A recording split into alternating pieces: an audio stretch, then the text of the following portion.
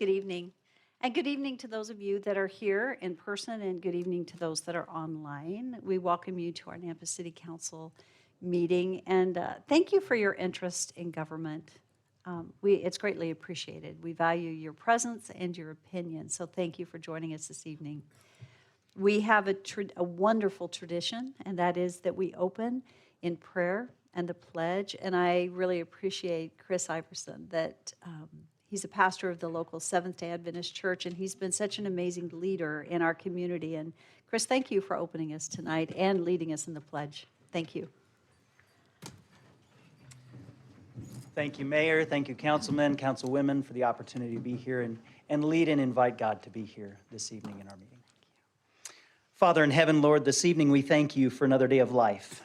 Lord, in the midst of a pandemic, life is not a given, and we thank you for being with us. We thank you for being here this evening. And Lord, as we do the business of the city, we ask that your Holy Spirit will be here, that you will give wisdom to those in a position of authority and leadership that are making decisions. Lord, this evening we lift up Councilman Rodriguez. Lord, be with he and his family. Bless them and be with him in his thinking this evening. Give him a clear mind and give him wisdom. Lord, we pray for Councilman Bruner. We ask that you be with him as well. Bless his family, protect them. Give him clarity of mind this evening and wisdom to make decisions that will benefit the city of Nampa. Lord, we pray for Councilwoman Mucci. We pray that you bless her, be with her family. Give her wisdom this evening as well, Lord, so that in the decisions that are made, there is clarity. Pray for Councilwoman Levi. Lord, please bless her, be with her family as well. Give her wisdom this evening, give her clarity to see what decisions need to be made. Be with Councilman Haverfield, Lord, bless him, his family. Give him wisdom this evening and clarity to see what decisions will benefit this great city. And for Councilman Bauer, Lord, we pray that you will be with him, bless his family as well. Give him wisdom and clarity. Lord, we pray for Mayor Kling, that you'll give her clarity and wisdom this evening as she leads out in the meeting. May the decisions that are made tonight, Lord, bless this community and benefit our city, our state. And Lord, may you just give wisdom this evening in all the decisions that are made. We love you, Lord. We thank you for your presence here with us. And we ask these things in the wonderful and powerful name of Jesus Christ. Amen. Amen. I pledge allegiance to the flag of the United States of America and to the republic for which it stands, one nation, under God, indivisible, with liberty and justice for all. Thank you, Pastor Chris. Thank you.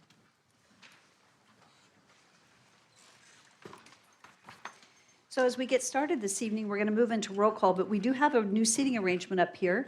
And so I'm not sure the why, but we'll stay right where you guys are. And typically we're according to the seat 1, 2, 3, 4, 5, 6. And so we have a change, but we'll just, okay, that's it? Okay, good. Just to help hear better.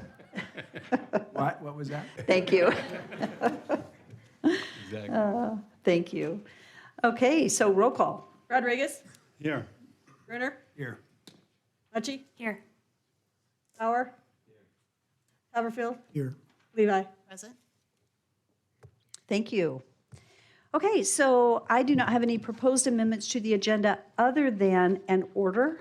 I would like to suggest that we move item 5, I think it's 513, up to 5.2 on the agenda, since there's someone here for that I don't want to have to sit here for several hours till the end of the evening. So I'd like to suggest that we move that up to 5.2. Other than that, I don't have any suggested changes to the agenda.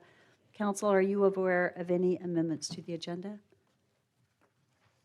Seeing none, I would stand for a motion to approve our consent agenda as noted. So moved. Second.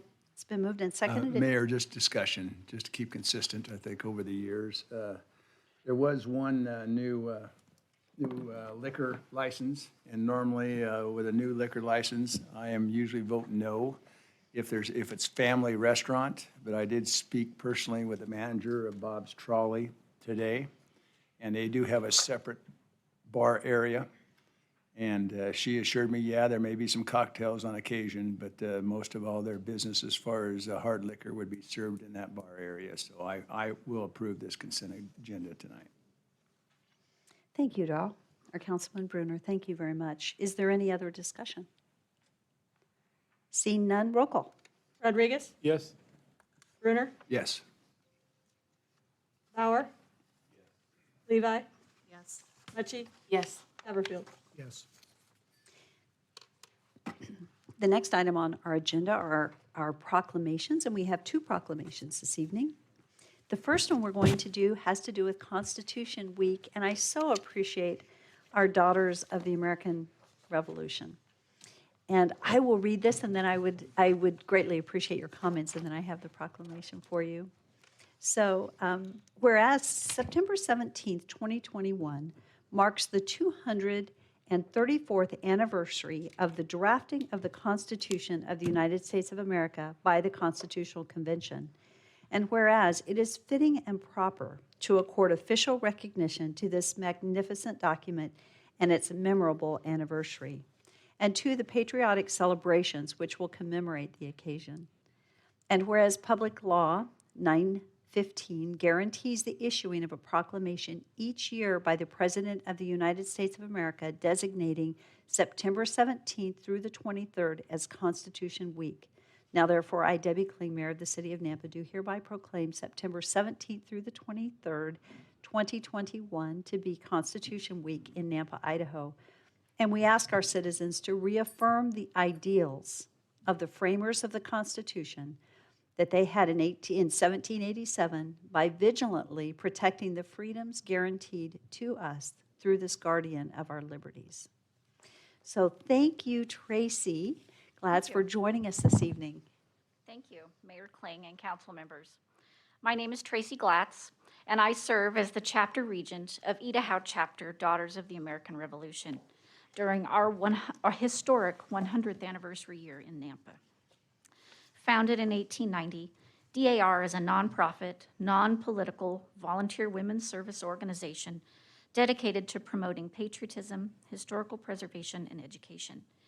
It is our privilege to encourage study and to educate the public about the Constitution, which was, as Mayor Kling stated, adopted on September 17, 1787 in Philadelphia, after 4 months of writing and deliberation. 2021 marks the 66th anniversary of Constitution Week, which is celebrated from September 17th through the 23rd each year. DAR was instrumental in getting the designation and petitioned Congress for a resolution. Following the passage of the resolution by both houses of Congress, President Eisenhower issued his proclamation on August 19, 1955. The following year, this week of observance was signed into law. As an organization, DAR marks this annual event by requesting a proclamation from the city, as well as ringing bells in celebration just as they did in 1787, as the news spread across Philadelphia and beyond. At this time, please join me in ringing a bell as we acknowledge the importance of this founding document of our nation.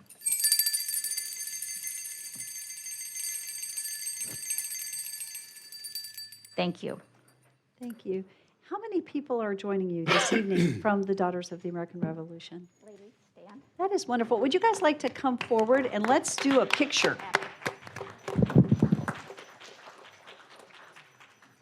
If you want to come forward, I'm just going to stay here. We can stay here behind you. I was thinking it would be nice to get a photo of you. So, how are you? It's so good to see you.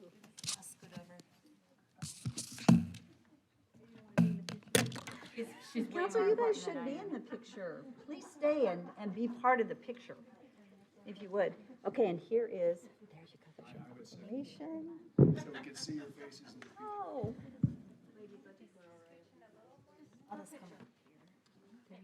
I'm good, thank you. Thank you so much. You're photobombing. Thank you. Thank you guys. Thank you. Hold that Constitution. Yep. Ladies, thank you so much for what you do to ensure that the Constitution stays in its important place that it is. So thank you. And you are welcome to go. You don't have to stay for the evening, so you are welcome to step aside if you'd like to.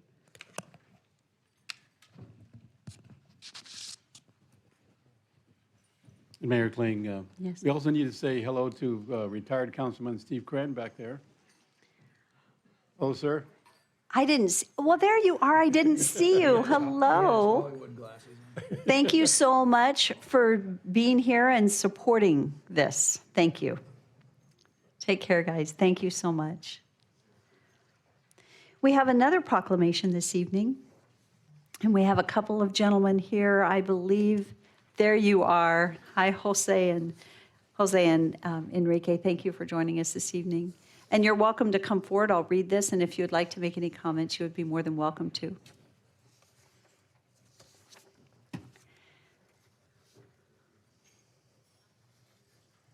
So this was that Thursday or Friday? Thursday. Thursday was when we had celebrated, right, the 211th, I believe, year, which was wonderful. But since our council meeting's today, we'll do the proclamation today. So whereas each year the United States observes National Hispanic Heritage Month by celebrating the culture, heritage, and countless contributions of those whose ancestors were indigenous to North America, as well as those who came from Spain, Mexico, the Caribbean, Central America, and South America.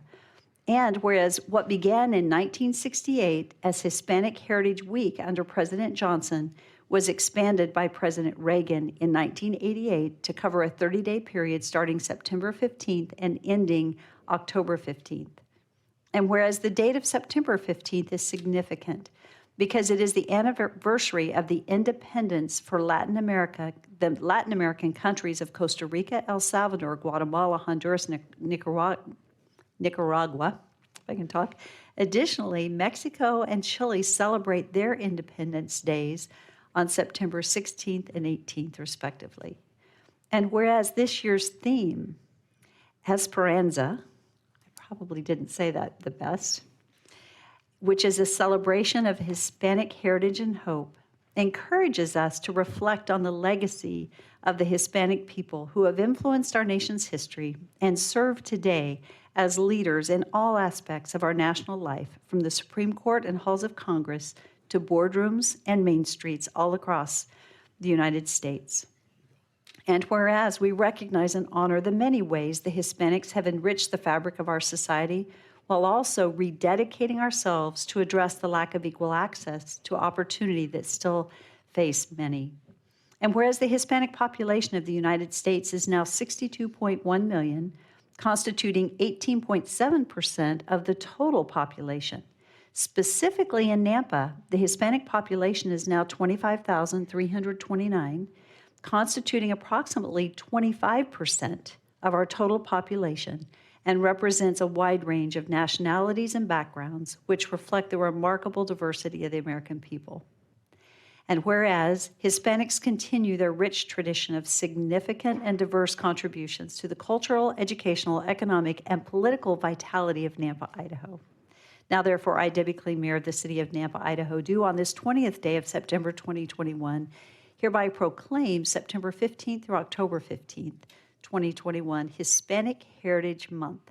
I encourage all residents to celebrate our unique and vibrant history and recommit ourselves to a shared future of healthy, peaceful, safe, and sustainable communities for all. And specifically, I would like to thank the two of you. You are such amazing leaders in our community. And I've known you both for a number of years. And I just want to tell you that it's individuals like yourselves that make up a wonderful community of Nampa, Idaho. Thank you for all that you do. And thank you for, you've been consistent, you persevere, and you've made a tremendous impact. So thank you so much.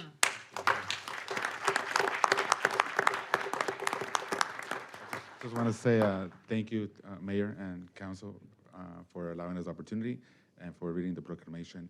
We are proud to be housed out of Nampa, where we've always been and we want to stay, as the Idaho Hispanic Chamber of Commerce, a statewide chamber housed in Nampa. with, almost 1 in 4 residents being Hispanic, 25%. We'd love to take this time and continue to promote the rich culture that we have for our Hispanic community in Nampa and continue to grow. And it's my pleasure to introduce, Jose De Leon, who just recently joined our chamber as the full-time director of programs, which is exciting as well. So thank you once again. We don't have bells. We were going to bring mariachi and fireworks, but the Nampa Fire Department didn't allow us. But just kidding. So thank you all. Make sure you enjoy some tacos this month, and we'll hope to see you and invite you all. You're all more than welcome to stop by at our office at any time. So thanks again. Appreciate it. Thank you. And here's your proclamation. Go ahead and come up and we'll just. There you go. Thank you. You're welcome. Thank you both. Thank you.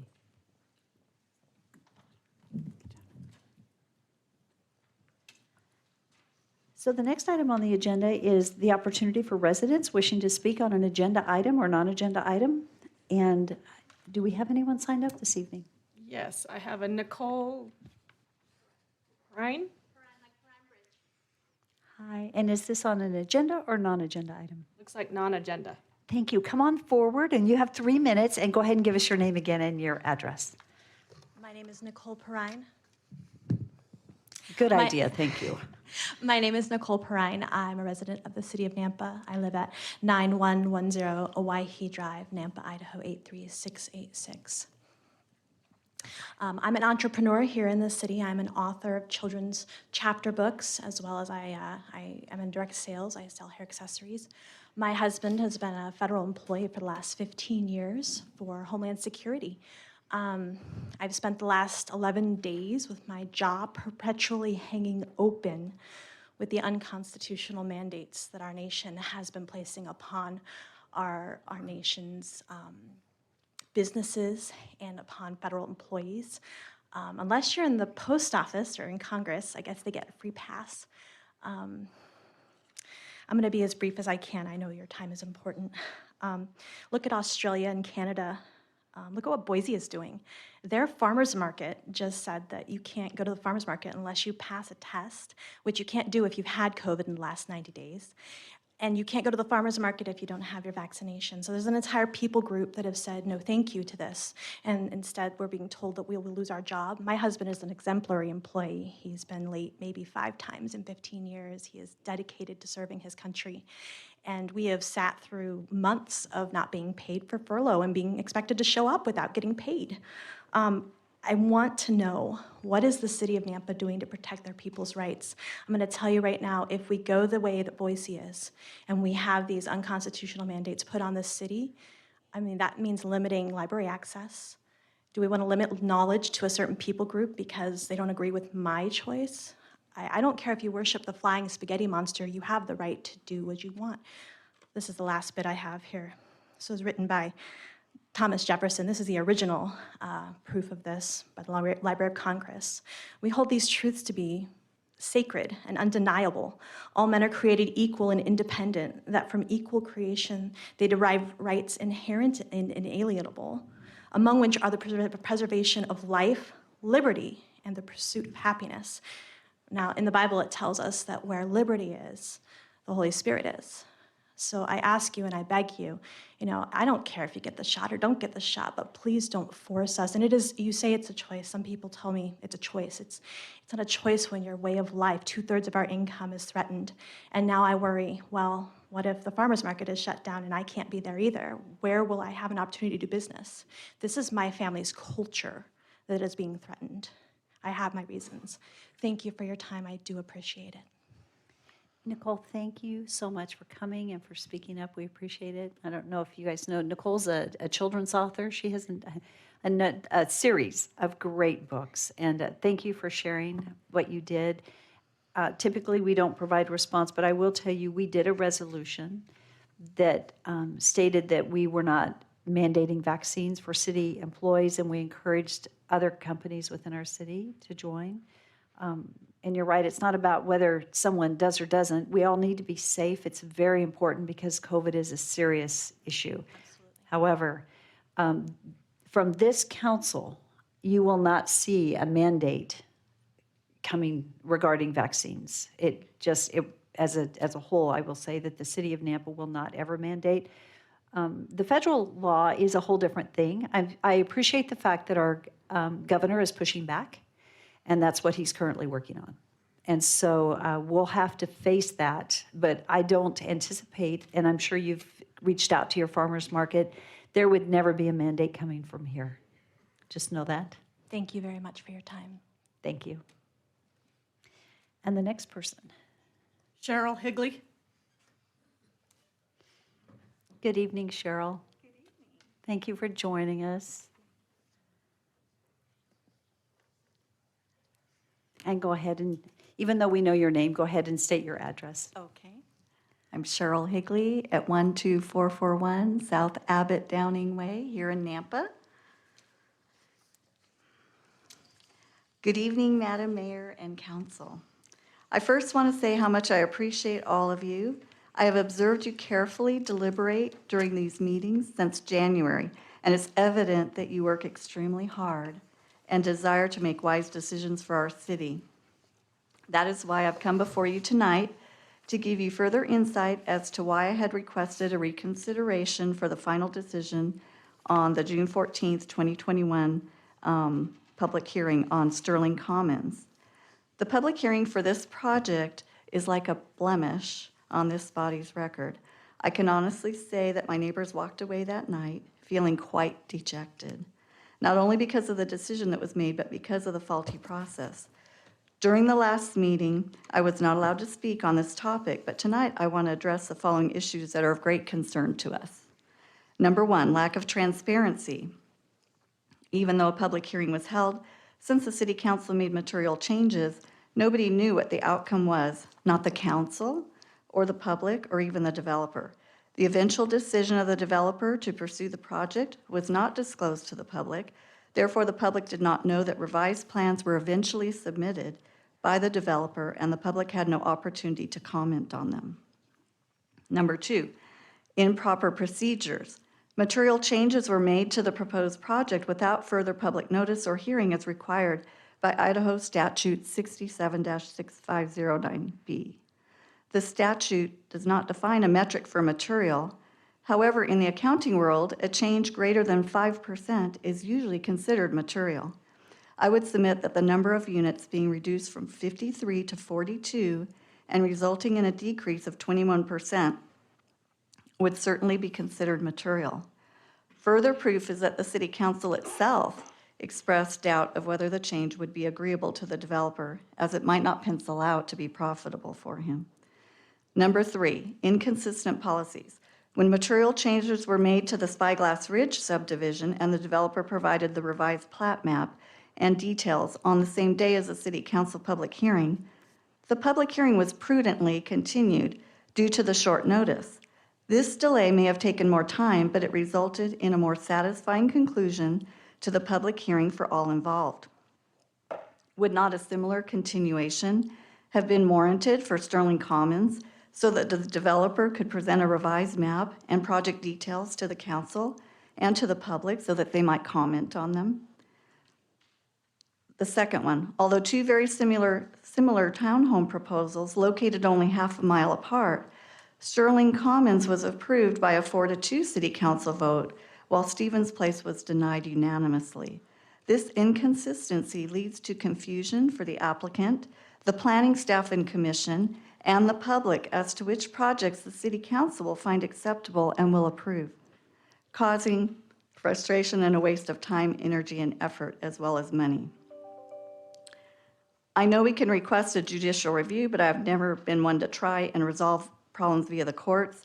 I would like to try and find another way to address these issues. I would ask that the council at least please consider reopening public hearing on this project due to the material changes that were made without public notice or hearing. Thank you for your consideration. Thank you, Cheryl. I appreciate you giving us a hard copy in writing, and then somebody will provide response at a later time. Thank you. Thank you. And did we need to make sure that, Rodney, that you got a copy of this? You didn't? Okay. There you go. Thank you. Is there anyone else signed up? Okay, is there anyone here that had intended to testify this evening on an agenda or non-agenda item? Okay, seeing none, we do not have any agency or commission reports, and thank you. You guys are welcome to go. Bye, guys. Bye, girls. The next item on the agenda is staff communications, and we're going to begin with the Nampa Police Department and Chief Huff.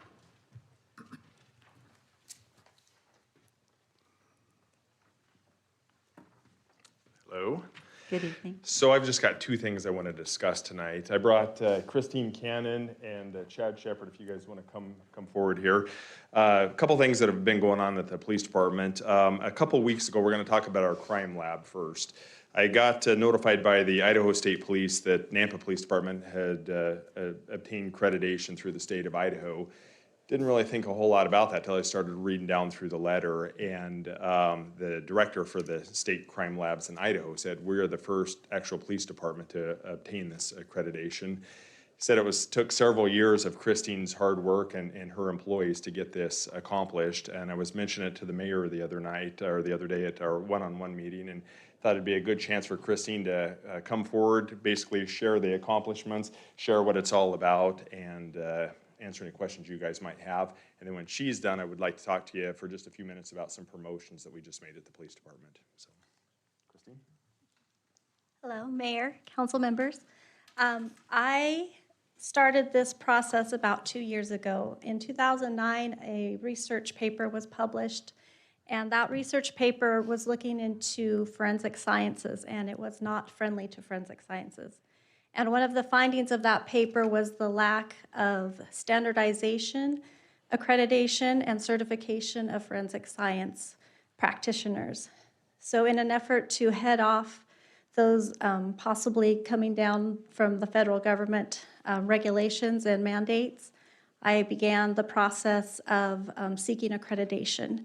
In 2019, I worked with Matthew Gamet with Idaho State Police on a project that was created through American Society of Crime Laboratory Directors, and it's called the Accreditation Initiative, and we were the first lab to apply for this initiative, and it provided grant funding to get the first part of the accreditation done, which included a mentor that came and worked with us, and then it also paid for the first 3 years of our accreditation. I just want to say congratulations. Thank you. You know, understanding that we are the only crime lab outside of the state, in the entire state of Idaho, that has this accreditation. I just applause to you for taking the initiative and setting a standard that is so high. It's very impressive. Thank you so much. Thank you. You are to be commended. Thank you very much. Mayor, just very quickly, if I can just add, because I know Christine from Nampa Lions, and she not only just gives of herself hours and hours to this police department, the forensic lab, but she gives it back to this community in so many different ways too. So she's an amazing lady, her leadership, and just we commend her, and I wish we could clone her and just have about 100 more. But thank you, Christine. Okay, so this one I'm going to have to read a little bit because I have some stats and I want to make sure I give you guys some accurate numbers. So this is going to be about Chad Shepard, but before I really get into talking about Chad, I just wanted the council to know that we've made 3 promotions in the police department over the last couple of weeks that'll be effective this Sunday on a pay period. Chad is going to be promoted to lieutenant. Then we have Detective Corporal Josh Schumann is being promoted to a patrol sergeant, and then K-9 Officer Tyler Gray is being promoted to patrol corporal. Both of those officers and Chad have a long history in law enforcement. Both the corporal and sergeant have spent their entire careers at Nampa Police Department, which is a pretty neat deal. Their promotions, along with Chad's, will be effective this coming Sunday. I want to let you know that the police department's in really, really good shape right now. We've built a really strong leadership team. I believe Councilman Munchie, she helped us with this promotion testing set on the oral board for the lieutenants, and I think she can verify that we had good candidates all the way through the process, which is a pretty good spot to be in when you're in my position, and it's hard to pick who you're going to promote because they're all good candidates. So 6 years ago, before I became the chief, the police department was authorized 117 sworn positions, but we were only staffed at 103. At that time, Nampa Police Department had 7 lieutenants. When I was promoted to chief, we left my lieutenant position unfilled, along with another lieutenant who retired. Both those positions went unfilled. For the past 6 years, we've only had 5 lieutenants in the department, which was the correct number of staffing, as the span of control was not there to justify new positions. With the promotion of this new lieutenant, it brings the span of control to 34 officers per lieutenant. If you fast forward to today, our department has 140 sworn officers and 65 support staff. The timing was right to backfill one of the positions. And like I mentioned earlier, I want to thank Councilwoman Munchie for helping us out with this. This is probably one of the most important promotions I think I can make because this lieutenant will be part of the command staff, which that's our lieutenants and our captains and myself on that. So we had 3 very qualified lieutenant applicants apply for the position. Chad Shepard was selected to become the next Nampa Police Lieutenant. Most of you probably already know Chad, as he's been around for 20-plus years, also from the association. I wanted him to come here tonight to give you a little background on himself, speak about his new assignment, what that'll be. And I've personally known Chad for over 20 years, worked many different assignments with him. Couldn't be more excited for Chad, and I'm extremely proud and looking forward to working with Chad in our administration. So Chad's going to come forward, tell you a little bit about himself, answer any questions, and then I'll be done for the night. So thanks. Thank you, Chief Huff. As Chief said, I've been in law enforcement for a little over 2 decades now. In the course of 23 years, I've experienced a number of jobs, a number of tasks in serving our community. I do want to say thank you again to Chief Huff for the opportunity for this position, Councilwoman Munchie for serving on our selection board. It was an honor to represent myself in the department well. Something I found odd about my new position, though, is amongst all the jobs I've held in 23 years, I've never spent a single day in any one of these positions. So I must be the best leader because I don't know what I'm doing yet. As Chief Huff said, I've got a number of responsibilities. I'll be overseeing our traffic team, our DUI team, our school resource officers, our patrol support unit, and then a couple of civilian units. And then there's an asterisk with whatever else he tells me to do.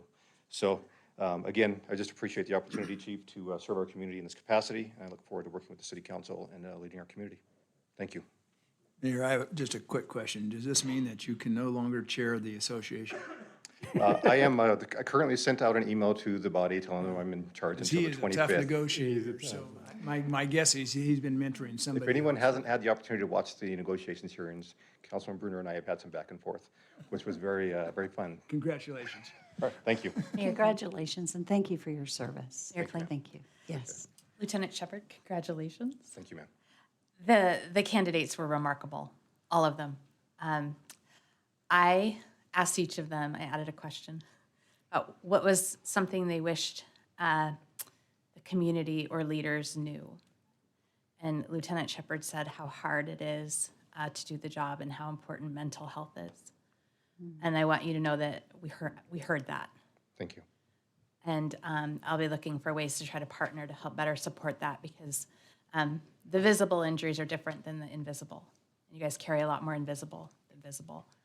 And I feel like your promotion protects a lot of people because you see the reality of what you guys face and you're not afraid to talk about it.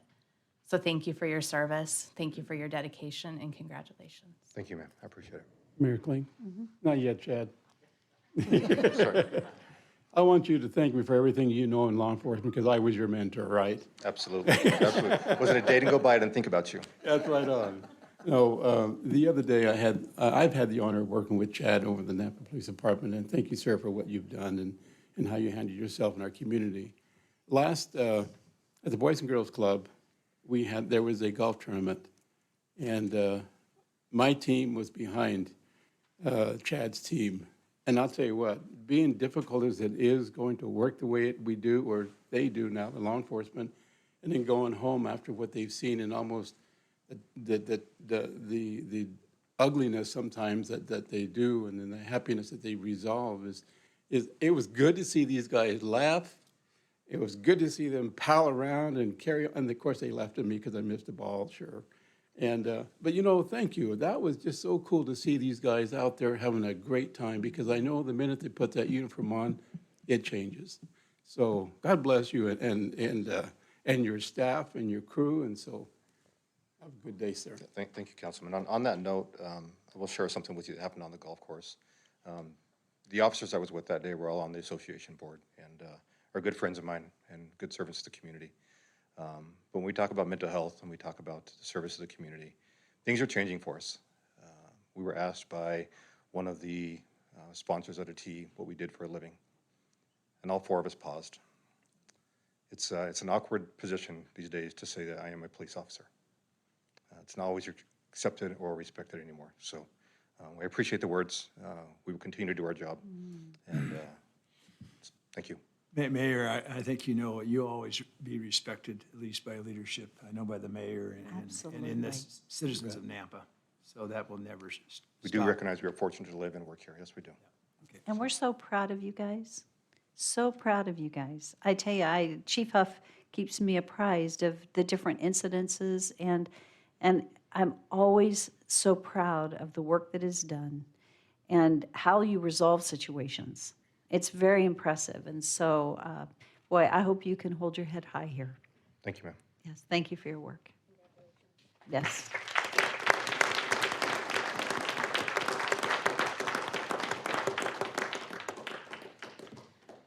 Thank you all for joining us this evening. So Public Works, Tom Points.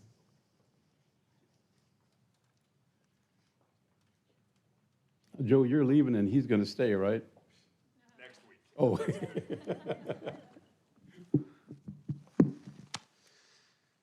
Evening, Mayor and Council. I got a few things on the staff report for you. First one is about Amazon and funds that were set aside for traffic improvements. So as part of the traffic study, we had asked Amazon and exacted $4.7 million of cash in lieu of construction. And they also did construction on projects as well. You remember they rebuilt the roundabout in front of their facility and turned it to a signal there on Franklin. So the way that the agreement that we had with ITD is that we'd work together to figure out where to put these funds. And we wrote a letter to ITD suggesting some allocations of this $4.7 million. And it was $2.3 million going to State Highway 16. So the actual construction of that project, which they're working on the right-of-way right now and plan on construction starting in the next year. It'll be probably a 2 to 3 year project. It's a big project. So that'll go help towards the first phase and show our partnership with ITD on that project. Also, it's some benefit for Project Amazon to be able to have Highway 16 in place because there'll be a connection to the interstate. And then 1.2 million of the 4.7 we requested for the intelligent transportation system that Jeff Barnes has been talking to you about. It'll interconnect all our signals. We'll be able to watch traffic on our cameras and make adjustments. And also that's 1.2 million. And then the last piece is the local portion of the widening on Franklin from the 16 interchange over to closer to Robinson and Star. And so to help fund that piece. So it looks favorable. It's not done yet. The ITD board asked City of Nampa to come and present this at the October board workshop on these letters and these options, and then so we'll know more after presenting to them. So it'll be Caleb Blakey and I. Caleb Blakey's the district engineer over at ITD. We'll present to the board this proposal. Mayor. Tom, can you give us any timeline as far as on the Highway 16 extension to the freeway? And that'll be taking place? Yeah, so Mayor, Council Haverfield, we're finishing up right-of-way right now. So that'll probably be another 6 to 8 months before they have that all done. And then once they have the right-of-way, then they can start construction.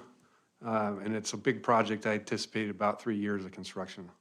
So are you talking about extension to Chinden? Yes. Or just focusing on the south end? So with what they freeway decided to do was to break their Highway 16 into two phases. So the entire project where you build interchanges at U-Stick and Franklin was about $500 million. So it was more than they could actually fund with what they had.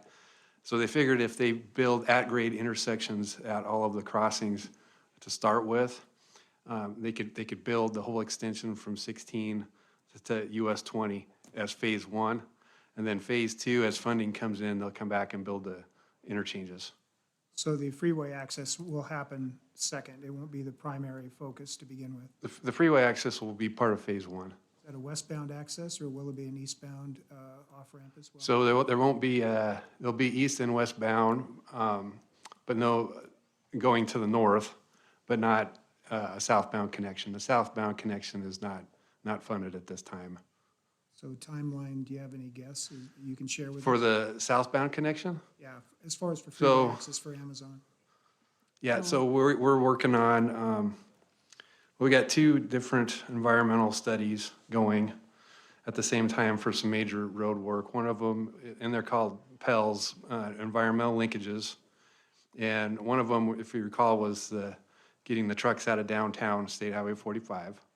And then the other one was how to connect a southern connection of the interstate south of 16 in that regional area. So we're actually, with the public comment that we received at our open house back at the State Highway 45, we heard from a lot of our citizens that we just want to have one connection going that way. And so we're looking at combining those two environmental studies into one now, and that's kind of what we're headed. And I think, just to clarify, I think you were asking, the last thing you said was for Amazon. Well, it's actually for everyone, but obviously it'll benefit Amazon because they're the ones that are creating the stress. So the southbound is a separate project, which is south of I-84. So as far as the major interchange that will be positive for Amazon to get onto I-84, that should be completed in the next Couple years. next 2 years. That was my question. It's That's what I north thought side of your the question interstate, is. Not the south side, no. Correct. Okay. Yeah. Thank you, Mayor. Yeah, I just thought I'd make sure that, so it's in about 2 years. They're moving forward on it very quickly. So that'll be a huge change. And then we need to figure out the funding for southbound because that's very important for our community. So, good. Thanks. Yeah, thank you. Also in the staff report, we got an environmental compliance division report. So our rain garden project is complete. You got some pictures of the rain garden in your packet. We've got some had 130 people attend the ribbon cuttings. We had a really good showing on that. And also we've had the KTVB interview some of our team, and there'll be a follow-up story. You Can Grow It, will be a segment. So we'll look forward to seeing that on TV. And then we've got our annual stormwater community cleanup coming.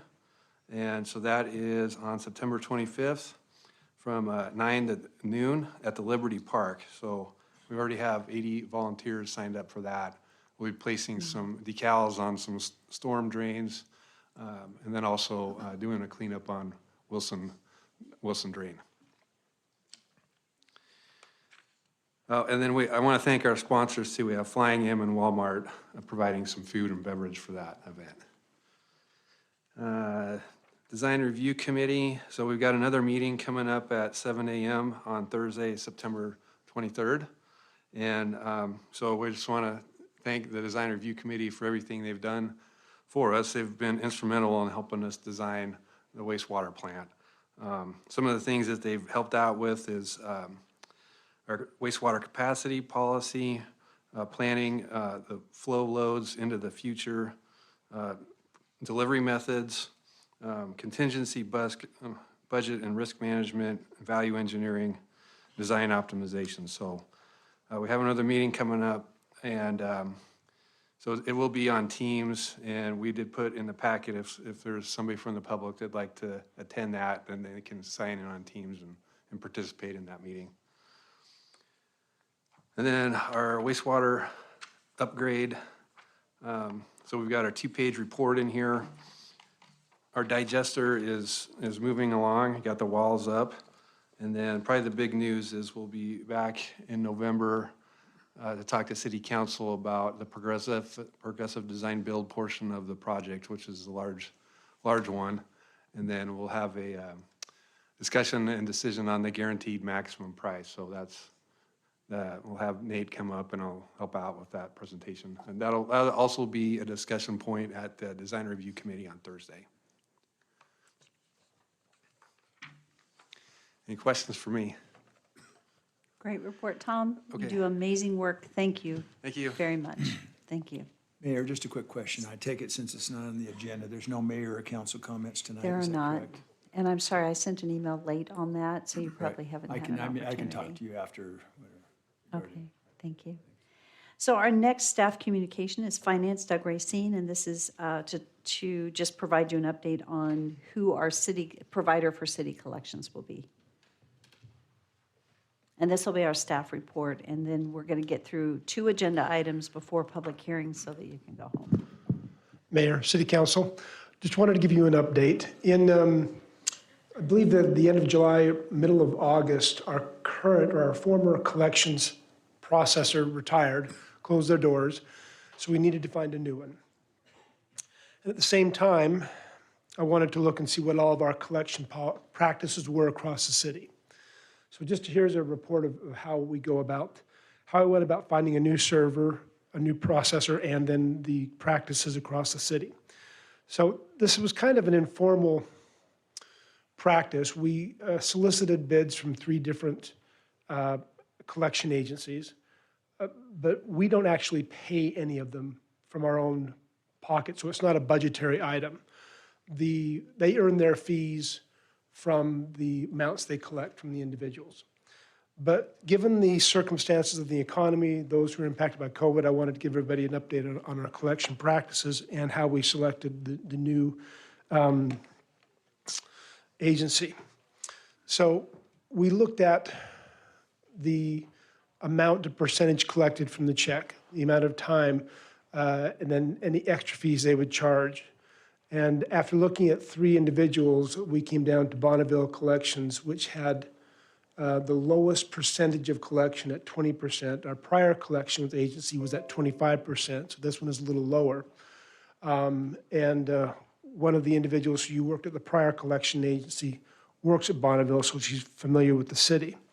But the amount of money we send to collection each year varies. It depends on the circumstances.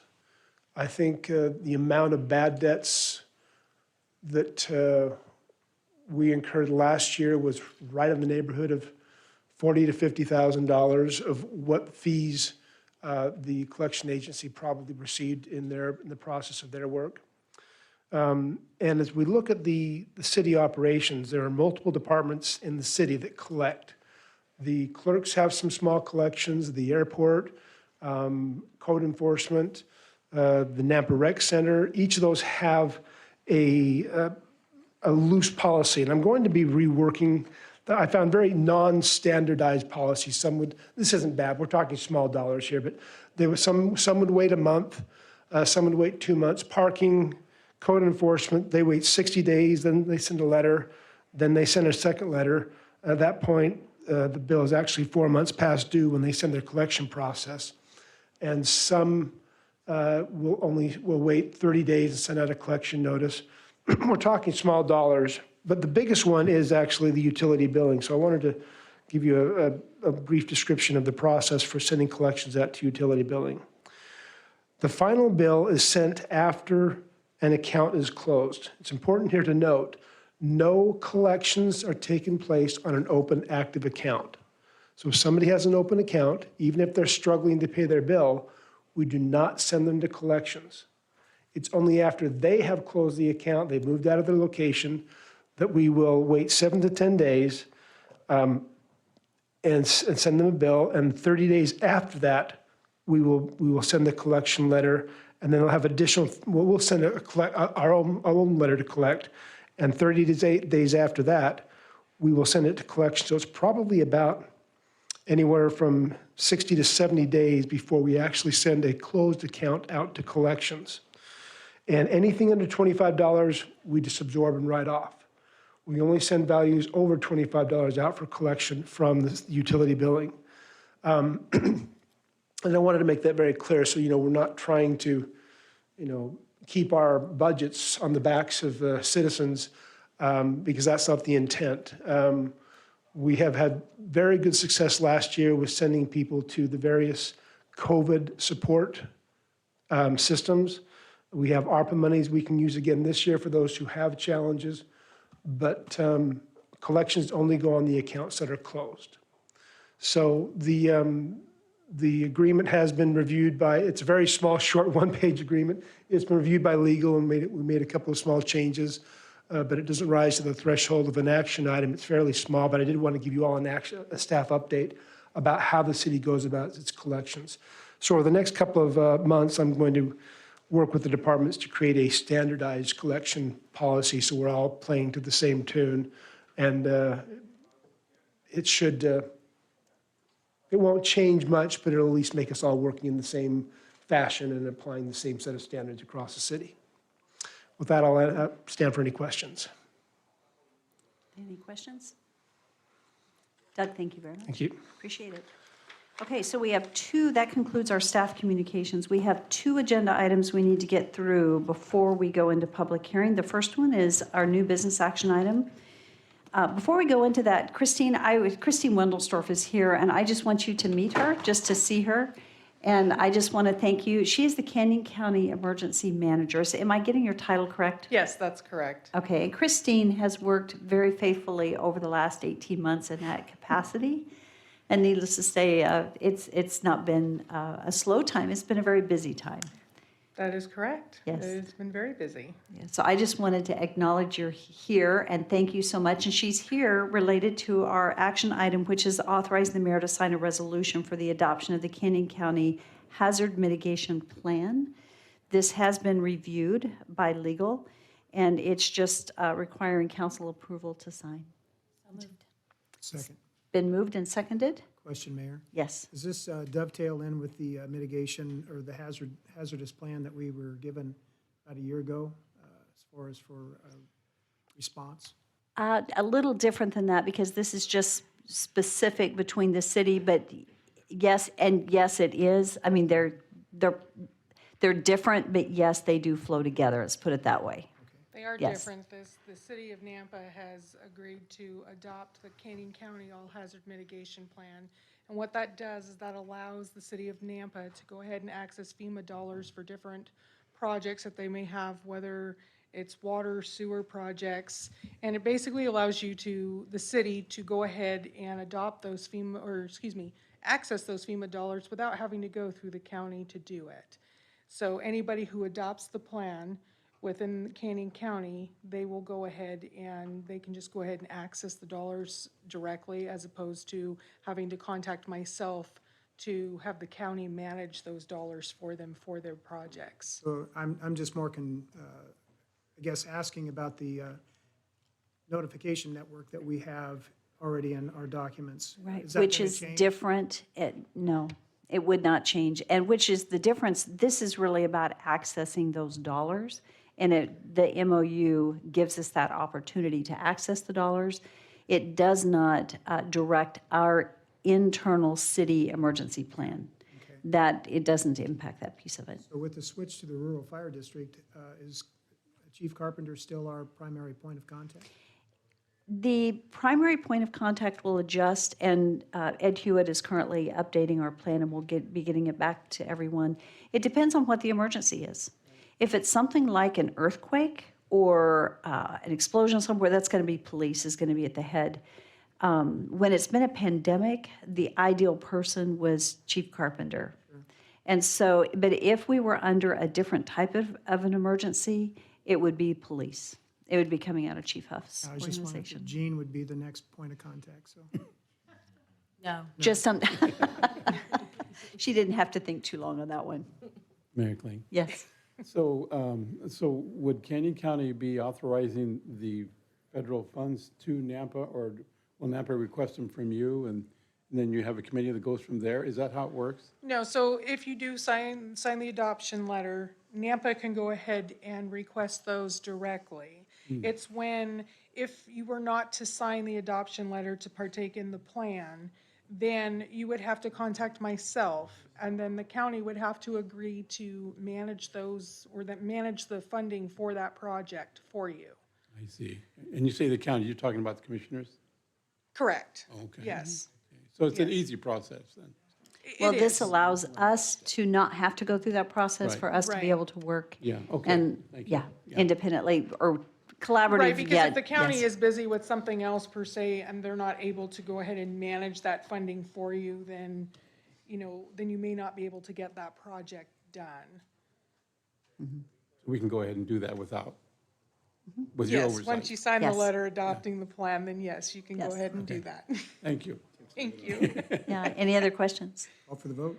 Okay, so it has been moved and seconded. Roll call. Rodriguez? Yes. Brunner? Yes. Bauer? Levi? Yes. Haverfield? Yes. Mucci? Yes. Thank you very much. Thank you And very thank you much. for your work. It's been appreciated. So Very Mayor, much, we, thank you Thank so you. much. Mayor, we don't have to read this resolution in. I don't believe so. Is there not a, I mean, I just saw a resolution in here, so I just don't have to read it. Don't have to do all those whereases. Thank you. Thank you, you You guys can have a read good it night. later on You your too. own. So I would like to, it's 6:30, but I'd like to move on to action item 5. I believe that was 13. And this is an action item to approve or deny an alcohol license for the Tilted Ace located at 306 North Kings Road for on-premise beer, wine, and liquor. So I believe we're going to have two opportunities for comment. The first is going to be Officer Burns, who I believe is on Teams. And then we'll move over to legal counsel. Can you guys hear me okay, Mayor? Yes, we can. Thank you. Thank you, Mayor. Council, do you want me to go ahead and start, Mayor? Please, thank you so much. Okay, I apologize for not being there in person, but this is probably better. Quickly, I received an email from the city clerk's office on September 8th about the possibility of the bar not having the Tilted Ace, bar not having a city license. So what I had prompted was officers to respond to that establishment to confirm that or deny whether or not they had a current license for the city of Nampa. I received a report from officers that night, and when they responded to the bar, they actually found that the Tilted Ace did not have a city license. They also found some other violations during that bar check, to include the license, both the state and the city license. Obviously, the city license wasn't going to be displayed, but they didn't have a current state license displayed at the time. They didn't have proper posting at the door restricting minors. They possessed one bottle of unregulated liquor. And then they had 4 bottles of liquor that had not been defaced. So once I received that email or that report from the officer, I ended up, as promised, in our meeting together with the mayor and several bar owners to communicate to them when something like that came across my desk. So I sent them an email that same night, just advising them of the violations. I told them as well in that email that until they were able to make things right, basically with the city clerk's office, that they needed to not continue to serve alcoholic beverages until we were able to get those things clarified. I did pass on that report to the Idaho State Police. And although I can't speak for them, I did talk to that division, Alcohol Beverage Control Division, where they visited the establishment the following night and found additional violations. So they will, they are producing their own report off of what we had submitted because of the fact that they did not have a city license. We felt it more appropriate for the alcohol beverage control to take lead on that. I did confirm with them today that they did send a cease and desist order on Friday, removing their state license for allowing them to serve alcohol until they were approved or denied a city license. Thank you. Does that conclude your report? Yes, Mayor. Thank you very much. I'd like at this time our legal counsel to help explain the process tonight. Thank you, Madam Mayor and council members. So what you have before you tonight is an application for a liquor license. This is not a proceeding involving the Alcohol Review Committee where there's an existing license that may be subject to some kind of action. So this is an application for a license. That's governed under City Code 51217. And under that code, the mayor and council may, it's not required, but may deny a license application for fraud or misrepresentation in its procurement. I don't know that we have that. Or for a violation of the laws of the United States, the state of Idaho, or the city of Nampa regarding the sale of alcoholic beverages. And there's been a report regarding some of the violations. If you decide to deny the license, then you have to specify in writing the reasons or basis as far as the statutes, ordinances, or standards used in evaluating the application and the reasons for denial, and the actions, if any, that the applicant could take to obtain the license with the city. And that has to be provided within 30 days of the decision regarding a denial. So that's your framework, Mayor and council members, and I'd answer any questions if you have them, but that's your charge. Thank you. Are there any questions before we move forward? Mayor, just question. So this is a renewal license. They've already have had a No. liquor license? This is a new It license. says renewal here in my packet. This is 513 on your agenda. Okay. And I'm sorry, I'm License just looking at information. my agenda item. Mark all that apply and checked as renew, it has new license, box empty, renewal license, box check. They did a transfer last year from the old one to the new one. So it is a, So my question is this request tonight for renewal of a liquor license? yes. Okay. They've This is already a had liquor. renewal. Okay, I'm sorry. Mayor Kling. Thank you. I was incorrect. Mayor Kling.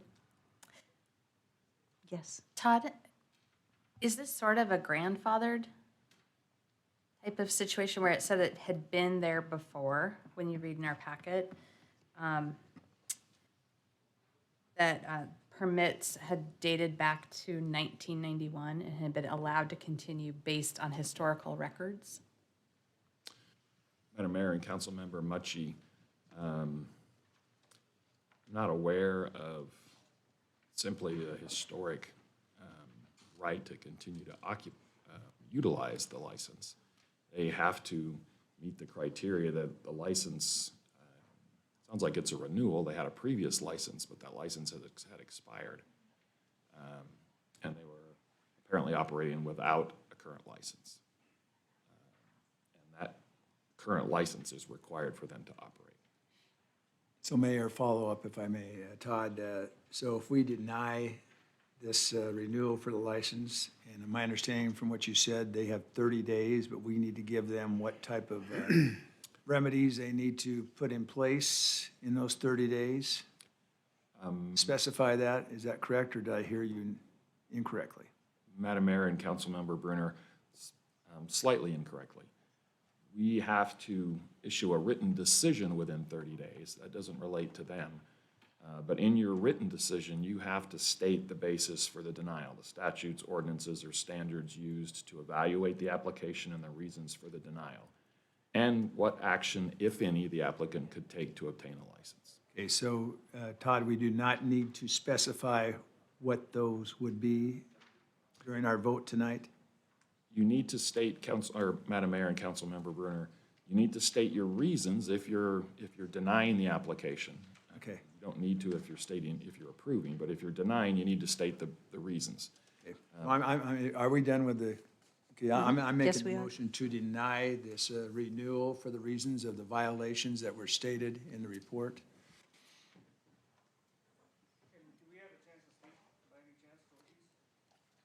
I don't believe so, because this is not a public hearing. Madam Mayor, council members, it's not a public hearing. I guess you could choose to have them speak, but it's not a public hearing where they're entitled to speak. Okay. I would give you an opportunity to speak for 3 minutes like we typically would, so if you'd like to come up and speak. However, we do have a motion on the floor, so would you like to hold your motion until after the 3 minutes? I'm fine in amending and holding it until the applicant has an Okay. opportunity.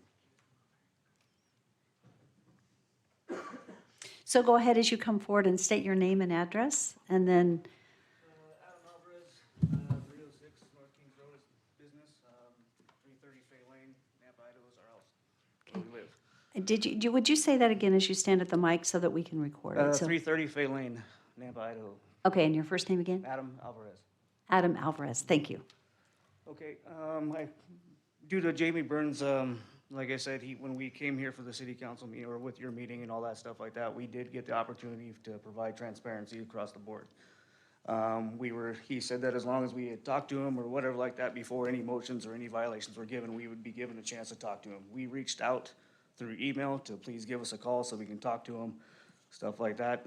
The violations in the bottles, ma'am, I have pictures, I was there. Yeah, right there, the bottles that were defaced, or they just didn't have a marker on, but they were scratched with the thumbnail at the time. We do have 2 new bartenders there. The bottles in question, every other one of our bottles is through the trash, all that stuff like that. The bottles that remain, that he's talking about, we saved for one of our regular customers there that basically bottle honey in our Patron bottles. And those are the ones on the bottom of the shelves that they took pictures of and stuff like that. That's the only reason. They're all Patron. That's why they're there. They put honey in them and they sell them at the bar. They sell them at the farmer's market, everywhere. Those are the things in there. As far as the licensing and stuff, I've been through 3 surgeries already this year. Had a slight heart attack also during the whole time of this renewal time. I talked to the city clerk, so their Mike actually helped us. I was in here in a wheelchair to fill out all the paperwork, did all that stuff. As far as we knew, everything was good. We got a phone call saying that they couldn't find our state license, they couldn't find our Canyon County license, they couldn't find our city. As soon as we figured that out, got everything together, we came down the very next day, paid for another one, told everything was fine, as far as we were concerned. I don't know what else what else we can do. I mean, as far as the licensing, our license, as far as the permit not being up there, we just had our HVAC redone. They sprayed water, everything was on there. That's what sparked this whole thing. Is I was trying to get a permit for a local business that's opening up to do a catering thing for them, and I was trying to get a reprint of all of our licenses on there because they were ruined through the washdown. So that's what sparked this whole thing. So, I mean, the violations are violations. They sound bad, they are, but they're really not that bad. It was just a bottle not being done. There was the one bottle in question that they said was a bottle of Blanton's. I tried to prove to the officers that we did buy that here. I brought out, invoices from the Nampa liquor store. I have pictures of all that. Whatever I can provide for you guys, we'll do whatever. I have pictures of the bottles that were there in place. I have pictures of the bottles of Blanton's and pictures of the receipts to prove that we bought that bottle here in Idaho. We've actually bought several of them. So I don't know what else we can do. We paid that. All of our other licensing is intact. All that kind of stuff is in place. I don't know what else we can do to do that other than that. We put a lot of money in this place. We've cleaned it up, remodeled the inside. We have close to $100,000 in repairs and remodel right now. So whatever you guys can do, that would help. Mayor? Thank you. Yes. Before you step back, Yes. I'm not sure if you're the one that can answer the question or not, but in our staff report, it indicates that your tavern's located in a BC zone, It's, business commercial yes, zone. it's right across from the airport, sir. Okay. Do you know if you ever received a conditional use permit to allow you to be there? As far as I knew, all of our stuff carried through from the renewal, is what we were told, or the transfer. So when we filled out the original transfer paperwork, all that stuff, we were told that all that stuff was Already done. taken care of under a prior conditional use permit? Okay, thank you. Mayor, is it okay to ask Jamie another question? Jamie, are you still there? Officer? Yes, sir. So no one has returned as far as to see if these violations and so on have been rectified at this point in time? Councilman Bruner, the state police went the following night. So it would have been a Thursday night. And obviously the city license, this was after the email was sent by myself to whoever Mr. Alvarez's partner is there in the bar. I received an email from her after our meeting. And they, obviously the city license was not there. And then go ahead, sir. Just as I say, officer, I would be willing to change my motion if it would be proper protocol for, I know it's time by yourself or someone else to go out there and recheck and see if all has been rectified. This happened on September 8th, I thought I heard initially, so there's been plenty of time. So is that potentially possible or not? It would be possible. I don't know if the signage was fixed. We have a new violation from the state police that they're generating a report of serving a minor in the bar. And so Mayor, what I would change my motion to is if a reevaluation can be made, I would change my motion that we delay a decision on this until the next council meeting and allow them to be open until that period of time. I don't know if that's legally, if that's possible or not. Madam Mayor and Councilmember Brunner, I think they should have a current license in place to continue to operate. You could still delay your motion or delay your action, or put a definitive. Well, date. no longer operate until Jamie or someone gets out there and confirms that there is a license, but we have to give them a license, is what you're saying. Correct. And could we clarify with Officer Burns, are they currently under a cease and desist? they are, So you Mayor, are- as of last Friday, they are under that. The cease and desist From the is state. until we brought the new city license to the state. So there is no opportunity to operate until a decision is made by this council as to whether we move forward and approve the license. I'm gonna go ahead and sustain my motion as originally stated. What does that mean? So Councilman Brunner, Denied the renewal. he made a motion to deny the renewal, and so it is pending a second. If there's no second, then the motion fails. And then we come back to look at what that next motion would be. Well, Mayor,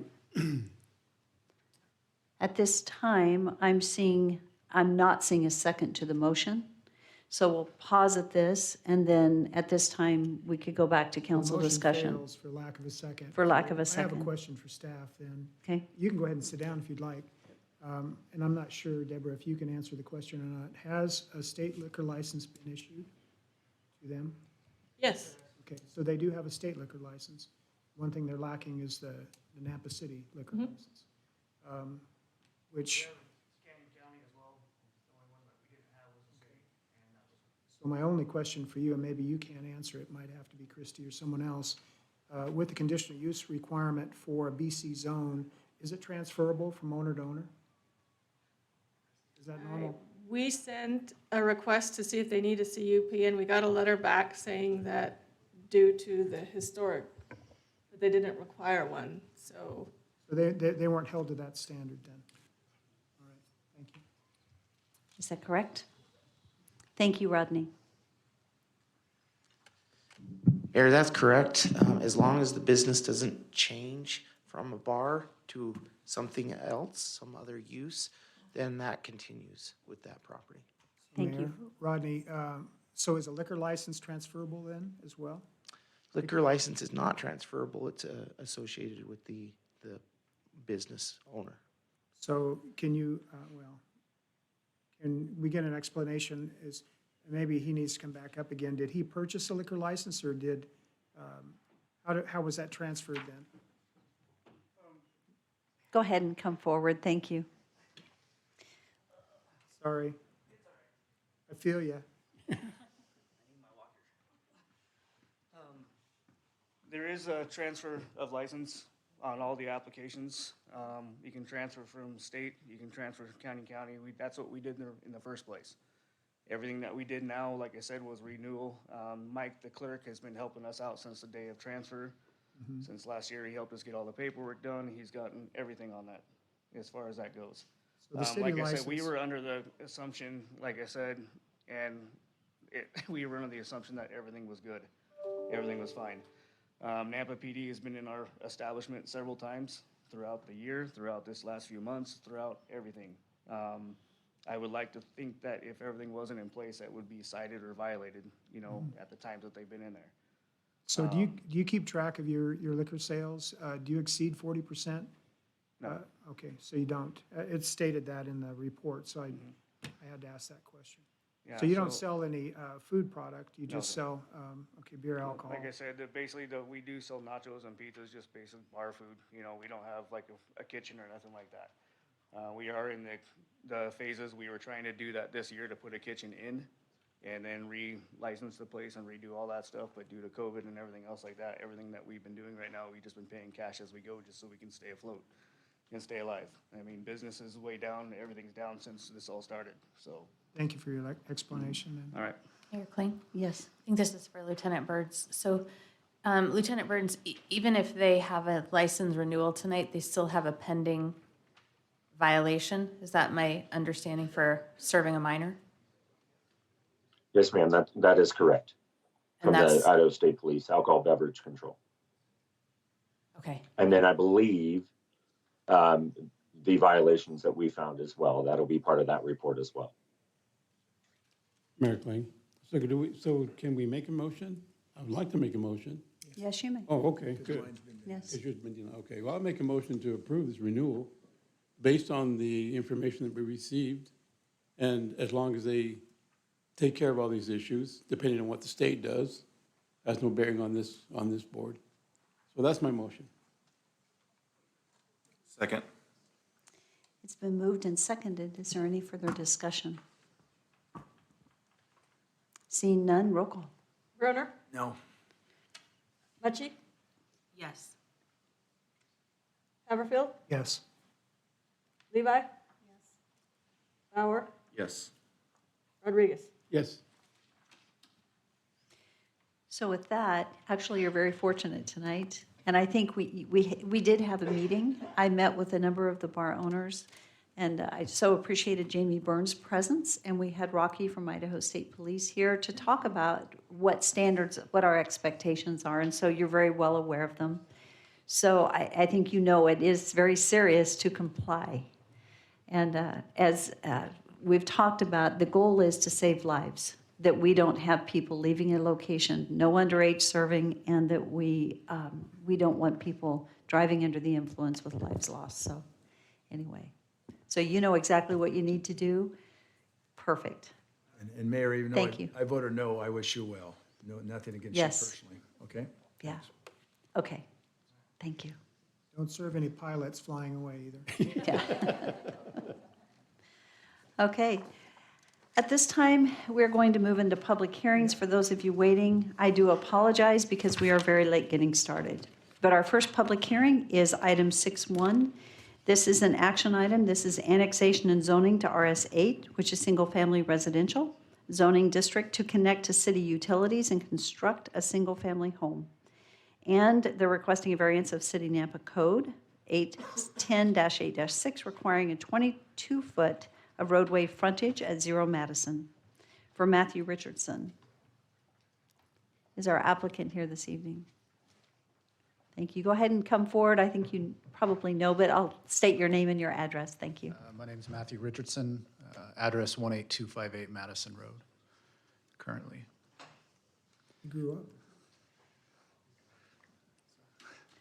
Madam Mayor, City Council, today, me and my wife are applying for annexation of the property that we purchased to build a residence for our family, as well as hooking up to city services.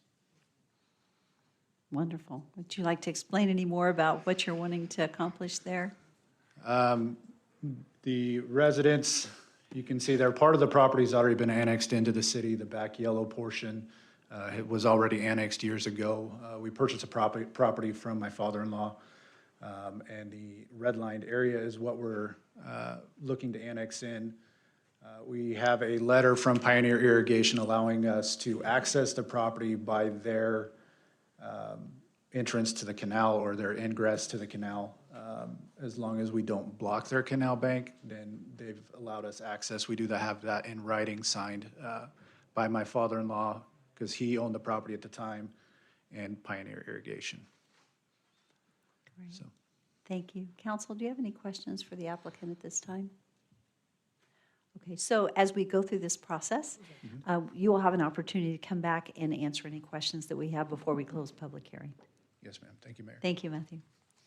Mayor Kling? Yes. Just for clarity, and looking at our staff report, item 6.1 is not this annexation and zoning request. It's the citizen development agreement modification based on R3. Okay, so let's take a look, Debbie. So my agenda is different, so, The agenda's fine, but the packet is not. let's look. This is the 6.4 is what's on my packet, Mayor. This is the Greenhurst location. You know what, So you're it's- absolutely it's right, out of because as I'm looking, and I just downloaded before I came in the agenda from our website, and this would be item 6.4. You're correct. So, we're going to go ahead and hear it since we have begun, but this is item 6.4, not item 6.1. And excuse me, I'm just looking at the agenda in front of me, and you're absolutely right. It is not numbered the same as online. So just for clarification, this is public hearing 6.4, and it is the public hearing that I read and that we've begun with, but the item number is 6.4 on the actual agenda. And with that, Parker, thank you for coming. We appreciate you providing the staff report. You are welcome. Thank you, Mayor and Council. We'll make this one pretty quick. This is for to connect to city utilities. It matches the zoning to the west, which is a future subdivision. The future land use map has it designated as medium density residential. The requested zoning fits within that. To the north is in the county, to the south is in the county. To the east is RS7, and that's Ridgeview Estates. Utilities are all available and have capacity. The regulations for annexation are in the packet, so I won't cover those. It is contiguous. The correspondence we received from engineering, since it doesn't have access on frontage on Madison Road, they're not going to be required to dedicate any right-of-way here. The building department with their typical correspondence, the irrigation district has a 16-foot easement from the top of bank along both sides of the lateral there. The variance that goes along with this one is a variance that requires properties have 22 foot of roadway frontage. On this property, it does not have that. The condition would be that staff requires that they have a paved access to the roadway via an easement, and that would fit with this requirement. Just for future reference, in our upcoming code changes, the 22 foot of roadway frontage is no longer a requirement, so this is just a variance for the time being. until that can be changed. So you won't face this variance in the future. The comprehensive plan, the density of this project, so being one single-family home on this parcel, would be a gross density of 1.43 dwelling units an acre, which is under the medium-density residential designation, which is 2.51 to 8 dwelling units an acre. The conditions of approval are those in the staff report, and any that you would like to add. There are 2 motions for you tonight, and I will stand for any questions. Mayor Kling? Yes. It probably goes without saying, but I would assume the point of connectivity for water and sewer service is on the east side of the property.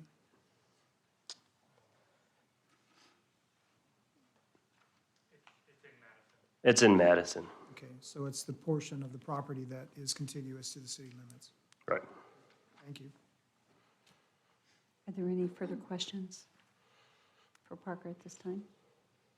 Thank you, Parker. Appreciate it. Debbie, what do we have for public hearings? People to speak? We have no one, and we are on actually 6-4, right? Make sure we're on the right one. One Okay. on Madison. Yes. Okay. So we don't have anyone signed up to testify in opposition or in support of. Is there anyone here that had intended to testify? Seeing no one, council, do you have any questions for the applicant? And does the applicant, Matthew, do you have anything else you'd like to share? No? Okay. And do we have any questions for the applicant? Mayor, I would just ask the applicant if he's read the conditions of approval and is acceptable to him. Okay, with that, I would stand for a motion to close public hearing. Mayor, I'll move to approve the annexation of Uh, zoning. We have to close public hearing real Oh, quick. we have to close it? Yes, I would. So move. Thank you. All in favor? Not even close. Now you We're can just- go. We're just wanting to get out before midnight. Good.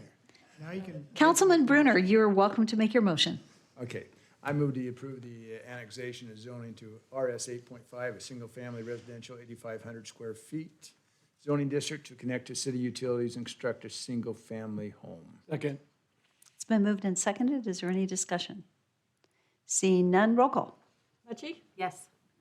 Bauer? Yes. Haverfield? Yes. Levi? Yes. Rodriguez? Yes. Brunner? Yes. There you go. Lucky. Congratulations. You get to go To home. leave early. Yes. Hey, Matt? Mayor, Variance? we I'm have sorry, a do we have- second motion for the There's a variance. second motion. Okay, I'm sorry. Okay, second motion for the variance. I was just reading, is there another then recommendation for motion somewhere in our packet here? There's a variance request. Yeah. It should be on the next page, Okay, maybe. Mayor, I'll just go ahead. Thank you. Hopefully Please this is the do. right one. I move to approve the variance of Nampa City Code 1086 requiring 22-foot of roadway frontage at 0 Madison Road. Is that the one? Yes. It's been moved and seconded. Is there any discussion? Mayor, just for Yes. clarity, that, again, that had to be paved surface. Right, it says paved with conditions of approval, yeah. Thank you. Okay, roll call. Rodriguez? Yes. Bauer? Haverfield? Yes. Levi? Yes. Mucci? Yes. Brunner? Yes. I think I'm going to just, while I'm thinking about staff, could you guys do me a favor? Let's put these action items, separate them on the agenda. It's just easier to make sure we capture them both, even though it's there, kind of. That way I don't miss it. Thank you so much. Okay, so at this time, I'm going to not work off of my agenda that's in front of me, but I'm going to work off of the agenda that is what was published. And so we're going to go back to what was 6-1 on the agenda, which is regarding Greenhurst, and I just need to make sure, I think this is the right one.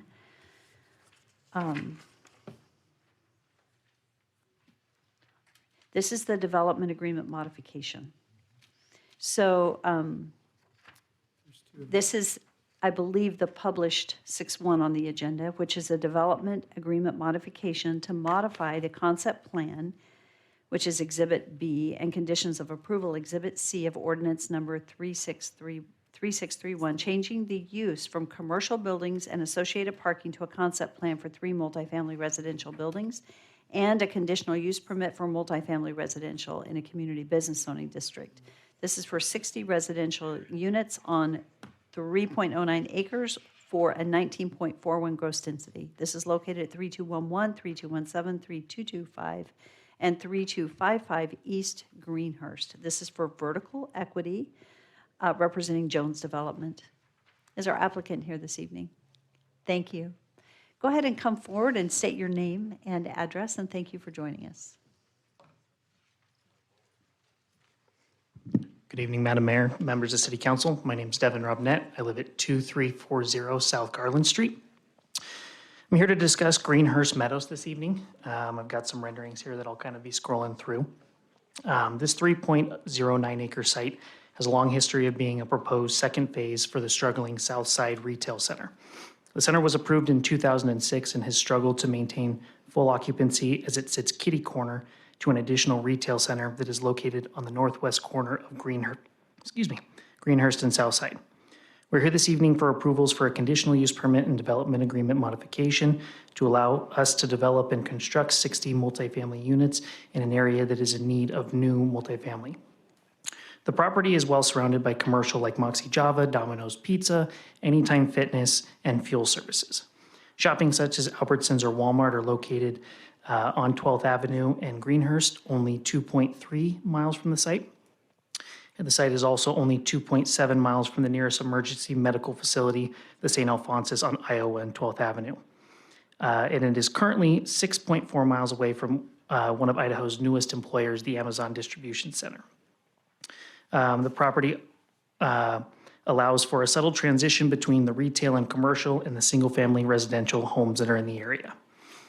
When we were in front of Planning and Zoning, they requested that we update our site plan that highlights the 9,518 square feet of open space on the project, or roughly 8.21%. This meets the requirements outlined by the City of Nampa and the Planning and Zoning Commission's request.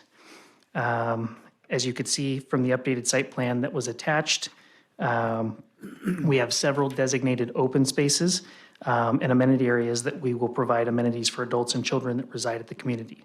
The project also meets the parking requirements and offers 127 parking stalls for an average of 2.1 stalls per resident. The fire department did have a request to add an additional access point for emergency services. That has been accommodated on the west side of the property. It does allow for emergency personnel to access in the event of an emergency. After notifying all of the neighbors in a 500-foot radius, we held our neighborhood meeting on May 10th with a turnout of 2 residents looking for information on the project. Both neighbors were full of curiosity and expressed optimism about the new development and what it would bring to the area. Neither of the neighbors from the meeting attended the Planning and Zoning Commission meeting. Of the last few developments we've done in Nampa, we have designed upgraded finishes, durable in design, with modern color schemes, as you can see, and stone finishes. Here's our exterior of the site. With the interiors, they're fitted with durable quartz countertops and high-performance luxury vinyl plank flooring, giving a clear signal of quality while also staying affordable. The 60-unit site was designed with a comfortable number of units that offered the required parking, as well as being designed with adequate landscaping to provide a buffer between the passing travelers and accentuate the natural landscaping located along the lateral. With the congregation of the commercial amenities near the proposed site, the property was poised for a medium to large size development that was efficiently designed and allows for adequate parking. City of Nampa staff indicated that they requested a walking path along the east side near the Elijah Drain. And after I attended my pre-application meeting with Christy and Parker, I went to Nampa Meridian Irrigation, picked up their land use change application so that we could accommodate that request. We have contracted a civil engineer by the name of CK Engineering, who has prepared numerous land use change applications that have been submitted to Nampa Meridian Irrigation, and he will be helping along with the process and is very familiar. Both have assured me that this will help us move forward with little delay. With our design requirements of the note, noted and confirmed with city staff that we were not required to provide amenities for the site of this size. With the current shape, topography, and current improvements that were completed on the site 15 years ago, it made it difficult to add open space to the south end of the site where the amenities would have potentially been placed. We were able to maximize the available open areas as much as we could and have provided renderings of what we proposed for amenities and what they would look like. In the first rendering here, you'll see that we have a barbecue and seating area that is on the east property line. Knowing that this area would be utilized by adults, we know that it will help keep children supervised from crossing the fence that you can see in the back there and accessing the drainage lateral. The most important part of the amenity design was keeping the future resident safety in mind, and we felt it was best not to add amenities that front on the major roadways or near the lateral. Through our conversations with Parker, he indicated that the city council may want a tot lot, and we were able to accommodate that as far away from the frontage of the road and the lateral as we could. This is seated in the southwest corner of the site. As you can see here on this layout, Area 3 is designated where the tot lot will sit. So it stays away from all the dangerous features that could cause access for children. The last amenity shown here for amenity 2 was a plaza area with bench seating. It's more in the center of the complex near where some of the parking area is. Additionally, we did note that Maplewood Park is roughly 3/4 of a mile away to the west, and access via paved sidewalks is available all the way to the open space. It was mentioned in the planning and zoning meeting that a staff member said that it was not paved all the way to the park, and that was verified to be untrue. To access the park, pedestrians was crossed from south to north at the intersection of Greenhurst and Southside, and then crossed from north to south at the entrance of the Nampa Stoddard Trail. In conclusion, with the help of city staff members like Parker Bodley and helpful feedback from the Planning and Zoning Commission, we have been able to prepare these site requirements that meet or exceed the minimum requirements for open space and amenities. The site also helps expand City of Nampa's desire for more walking paths by adding the 20-foot section that was requested by the engineering department. Our goal is to provide smart and sustainable growth that residents can agree with and help accentuate the livability of this great city. We feel we have met those requirements, and I'll stand for any questions this evening. Thank you. Are there any questions at this time? Mayor, if I may, and I'll have one for staff also. So I appreciate, great presentation, number one. Thank you. Okay, as far as showing the pictures and so on, the tot lot, appreciate that. There's gonna be a lot of kids here though, and I just heard that the park is 3/4 of a mile away. There is pavement to get there. Correct. But parents are not always going to be able to go to the park. Correct. So there's no open area to throw a Frisbee, throw a football, shoot a basketball, or did I miss that? If you take a look at this site plan here, area number 4 is actually designated as unused, so we could put that as open space. And that's how much, what's the size So of that? the square footage of that is about 1,900 square feet. So it's along the side, it's a green area along the side of the 3-story 12 unit. Okay, and that looks like it's away from the road, so it's safe. Away from the roads, yep, it's as far back as we could get besides area number 3. Looks like you've done all you can, and 1,900 square feet's not a lot, but be a short pass for you. Councilman Haverfield? Do you know what percentage of landscape you have on this property? I believe the percentage of landscape, I don't have it on one of these slides. I think the percentage of landscape was at about 12.5%. If you take a look in your updated site plan that was submitted, I believe it'll say in the top right corner. Is that on our packet? I provided that to Parker. Is it the one that you had on the screen? It is not, no. Parker, was that in the packet? The site plan was submitted later after the staff report, so I have that on my presentation that I can show for Okay, you. so we'll go over it. Thank you. Thank you. Thank you. Any other questions? Okay, Devin, so you will be back after the public hearing side. We'll come back and give you the opportunity to respond to any questions that came up. Perfect, thank you. Thank you very much.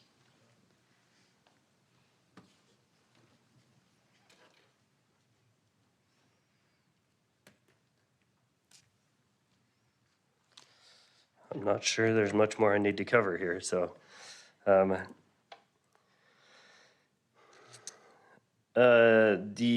Let's see, I'll give you some history on this development here. In 2006, the eastern and western parcels were all annexed in BC with a development agreement. The development agreement that's on there now contains a site plan, as you can see here. The western portion of that has been developed already as commercial. The red portion on the map there is where this development would occur. So the development agreement, we would be taking out the concept plan, architectural renderings. The conditions would be removed. Those are commercial related design review requirements. This project will be required to go through design review, so that still stands, even if it isn't in the development agreement. The conditions recommended by various agencies would be added, and the concept plan would be added to the new development agreement, and any conditions that you would like to add to that.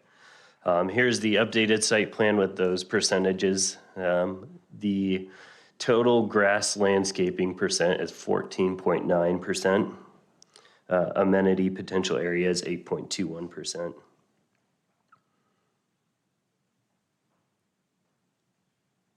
And we can go back to that if you have questions. Mayor Kling, I do have a question. Yeah. So Parker, it says in our packet that percent of open space common area was 26%. Oh, you know what? I'm looking at the wrong one. Never mind. Never mind. Past that. Yeah, I would believe it because I make some mistakes. No, I misread that. My apologies. Okay, please proceed. My apologies.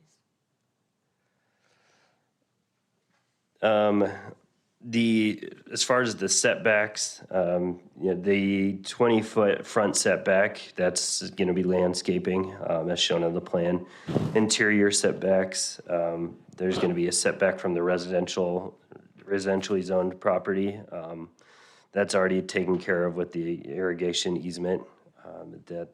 So the project fits within all those setback requirements.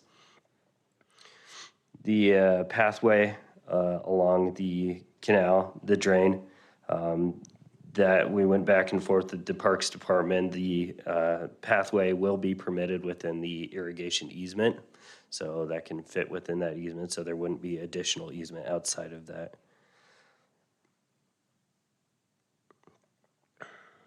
Fire Department, the closest station, number 3, 6 minutes. Police station is 4.02 miles away. As far as the Compass statistics, housing within a mile is 3,190, jobs was 660. That's a ratio of 0.2. The closest schools, Ronald Reagan Elementary is 1 mile, East Valley Middle is 0.6, and Columbia High School is 2.3 miles. The development is designated commercial, and our comp plan states that commercial designation supports small-scale commercial uses within proximity to residential development. The residential, multifamily residential use fits, within the future land use map. There's commercial next door, which will provide some retail for the residents. The 3-story structure will need to be set back 50 feet from the existing residentially zoned area. As I stated, part of the adjacent areas are still in the county, so the 50-foot only applies to the currently annexed in properties. So as you can see here on the zoning map, to the south, there's a residential property in the county. They wouldn't be required to stay 50 feet from that property. They could build up to the property line there.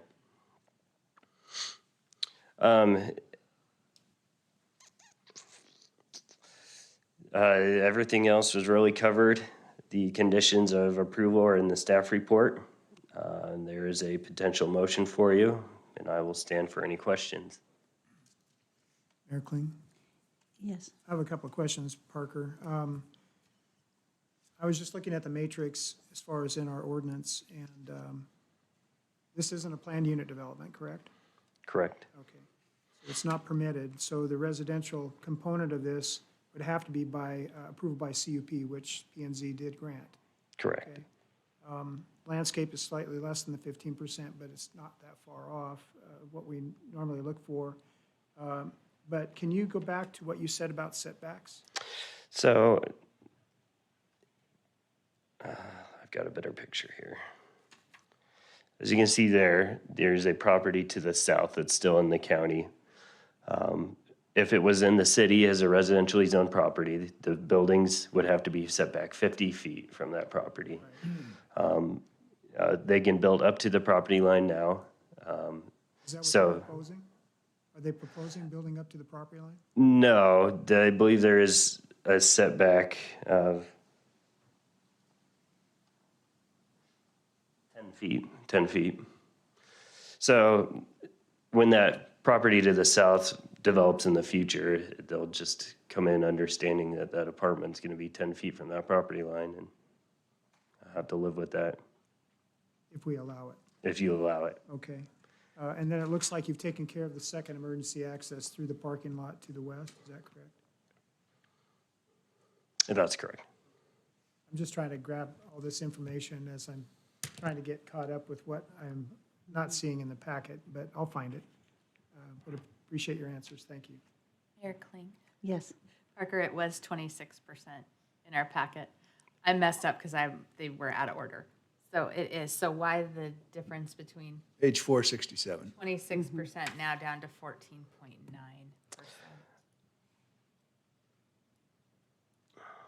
So in our packet, it's on the application space where it total. It's what was submitted back on May 13th. So my guess is you have a revised site plan. Yes, this was a revised site plan. I believe that was a combination of the landscaping in the front. I'm not sure how that was calculated, but this, what we have represented here on the screen is what will be in the development agreement with the 14.9%, Mayor, if you're comfortable with it. Go ahead if you had further. Mayor, so clarify, I'm seeing this. So there's 224 three-story units and 112 three-story unit? Correct. Okay. So I guess I'm still looking for more room for kids. I'm okay with 224s. I'm not real okay with that 12 unit. If we took that 12, I'm not saying the council's going to, if I decided to take that 12 units out of there, that'd be a proper open space for kids, as you see it? Councilman, that's really up to I'm just the saying, council there. Typically, how we, much land are we talking about there? Any idea? it has listed 5,000 square feet there as the footprint. So what he was saying was 19, which is in a different area, I think, 1,900 square feet, and that would add another 5,000. The area to the east is 1480, as here on the site plan. I'm sorry, I see this as a too crowded units in a small space, and if it was all adults, I'd have no problem with it, but I'm not happy with this being a family unit. With this many. Councilman Haverfield. Just a follow-up question, 60 units? Is that correct? Yeah, 224s and a 12. Right, Okay, 120 parking spaces, correct. 7. plus ADA? There's 6 parking van accessible, So there's 126 parking spaces, all surface then? correct. I'm going to just take your word for it, just looking at what I'm seeing, Councilman, when we review the building permit too, we'll make sure that they have the required parking So spaces. there's no request for a reduction of parking? Correct. There is no request for that. And that would go back to the point that my co-counsel's trying to make as far as adequate play area for kids, or that would, if this is maxed out, there's really very little available space other than parking. That would be left to maybe transfer over to play area, so. Thank you. Okay, are there any other questions for Parker at this time? Okay, Parker, we'll probably have you back. So this is a public hearing, and Debbie, you don't have anyone signed up to testify in favor of or in opposition to. Is there anyone here this evening that had intended to testify on this agenda item? So seeing none, oh, I'm sorry. Hi, come on forward. Go ahead and remind us of your name and address. For the record, Kent Brown, 3161 East Springwood, Meridian, Idaho. And I'm here as a consultant for the client. So I guess you could say this is the rebuttal portion. We are here to be approved, and I don't know if you could tell from, Devin's discussion. As things have come up, we've tried to meet each and every one of those. As there was a discussion that there might need to be a tot lot, we went in and put in a tot lot. And so we want to be approved on this site, and we want to move forward. And I mean, we're hearing your discussion about removing a building. I don't know that we're opposed to that. I mean, as I said, we're here to be approved and want to do everything possible to make that happen. Understanding that a building being removed is also the parking spaces for those two that would be, I think the staff report calls out 127 parking spaces. You guys quickly counted up to 126, but the staff report speaks to 127. But you would have parking spaces, you had 12 units, you got 24 parking spaces that would be a part of that. That maybe could be reallocated or something done.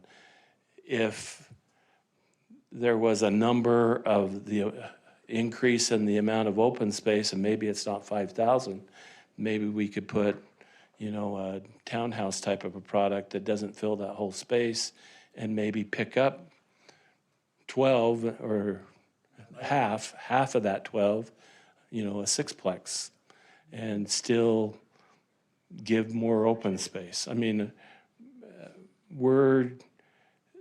when you get the configuration and you have some existing features, everything doesn't always play out really, really well, but we want to be approved, and we're willing to do whatever we can to make that happen. Is there any other questions? Mayor, Kent, has there been a traffic study done on this, or will there be one required? There was not one done, no. Wasn't required? Usually when you're under 100, you don't have that requirement. We have 120 parking spaces, so. But you have a number of units is where that number comes from. If it was 100 units or 100 single-family homes is where. And then looking at the frontage, there's a 5-foot sidewalk indicated that's south of Greenhurst.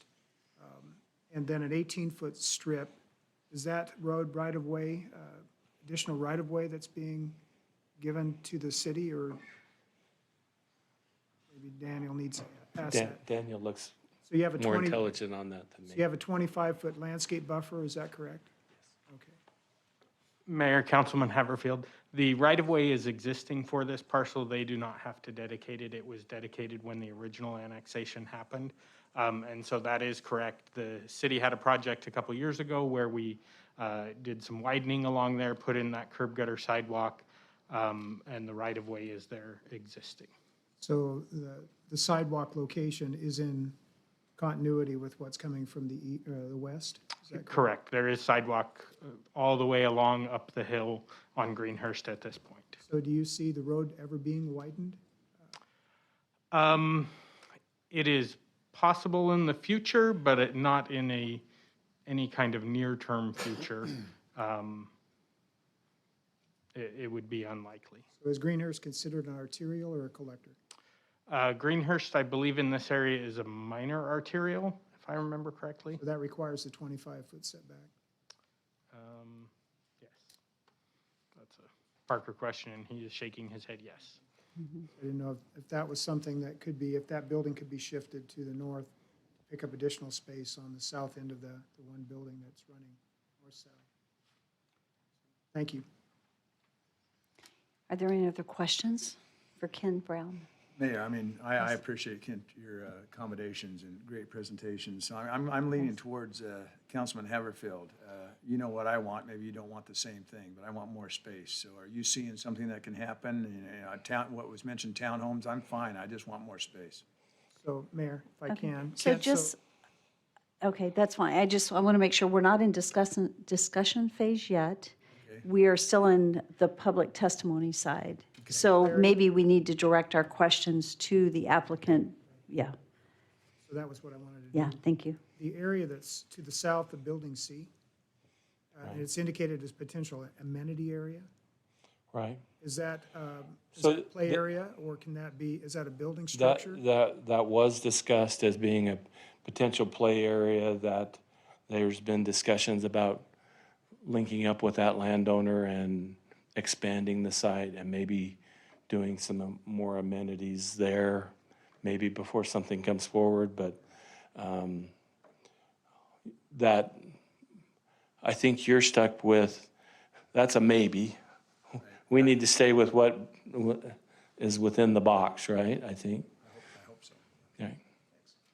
And then in looking at the site layout, it appears that the intent is the emergency lane will allow a fire engine to go through and circulate through. Right, correct. But it appears that, again, I would just be looking at from an architectural perspective, that the interior radius as it rounds Building A is going to have to probably eliminate another parking space to be able to get the turning radius that you're going to need there, but you'll get that figured out. I would just, again, so the pink areas on our plans, they're not pink on the screen, they're actual areas that could be considered correct. grass area. Yes. Thank you. Mayor Kling? Yes. So Ken, so let me make this clear. So you're saying that that you want us to either approve or deny, approve, based on what we have in our packets? No modifications, no changes? No, that was not the discussion. Okay, The discussion was, is I'm here to be approved, what do I have to do to be approved? Okay, all right, well, good, thank you. That wasn't- Okay. I want to make sure that I don't make a bad decision here. Well, and so this is changing the development agreement. I mean, the items that are before you is the development agreement is being modified. So if the development agreement has the modification in it so that we can provide the space, and then you allow us the flexibility to go get that space, then we're talking apples and apples. But if you're just saying, oh, you got to drop 12 units without us having the ability, and, Randy hit it really good on the head when he said, well, do you have anything underneath the buildings? I mean, obviously, land prices go up. He asked the question about, is there any parking anywhere else? Well, that's also an option. So if you have that option, now all of a sudden some parking spaces open up. And we start seeing that in the marketplace when land prices get so high, then you start looking for other ways to park and my dad was a Wonder Bread delivery guy in the 60s in Nampa, Marsing, Homedale, and Wilder. We would do that trip, 6 days a week, and I went with him.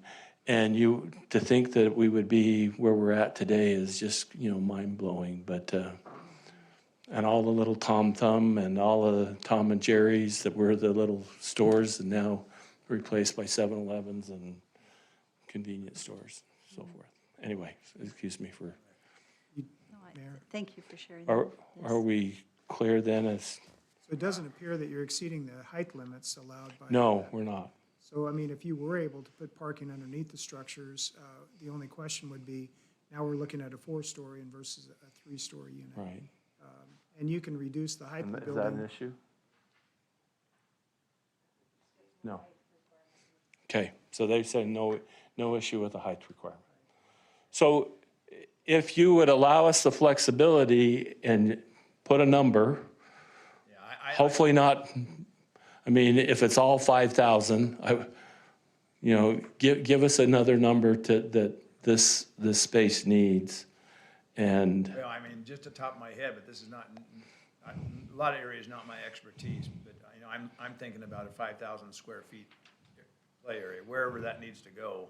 I'm really not, as long as it's safe to the kids and so on. So if So that's you're taking some parking, putting parking underneath, and then taking some of the parking places away, I'm looking for more play area, and 5,000 square feet is what's in my mind. You can always go with a green roof, just put them up on the. Green roof? But, That'd be real safe.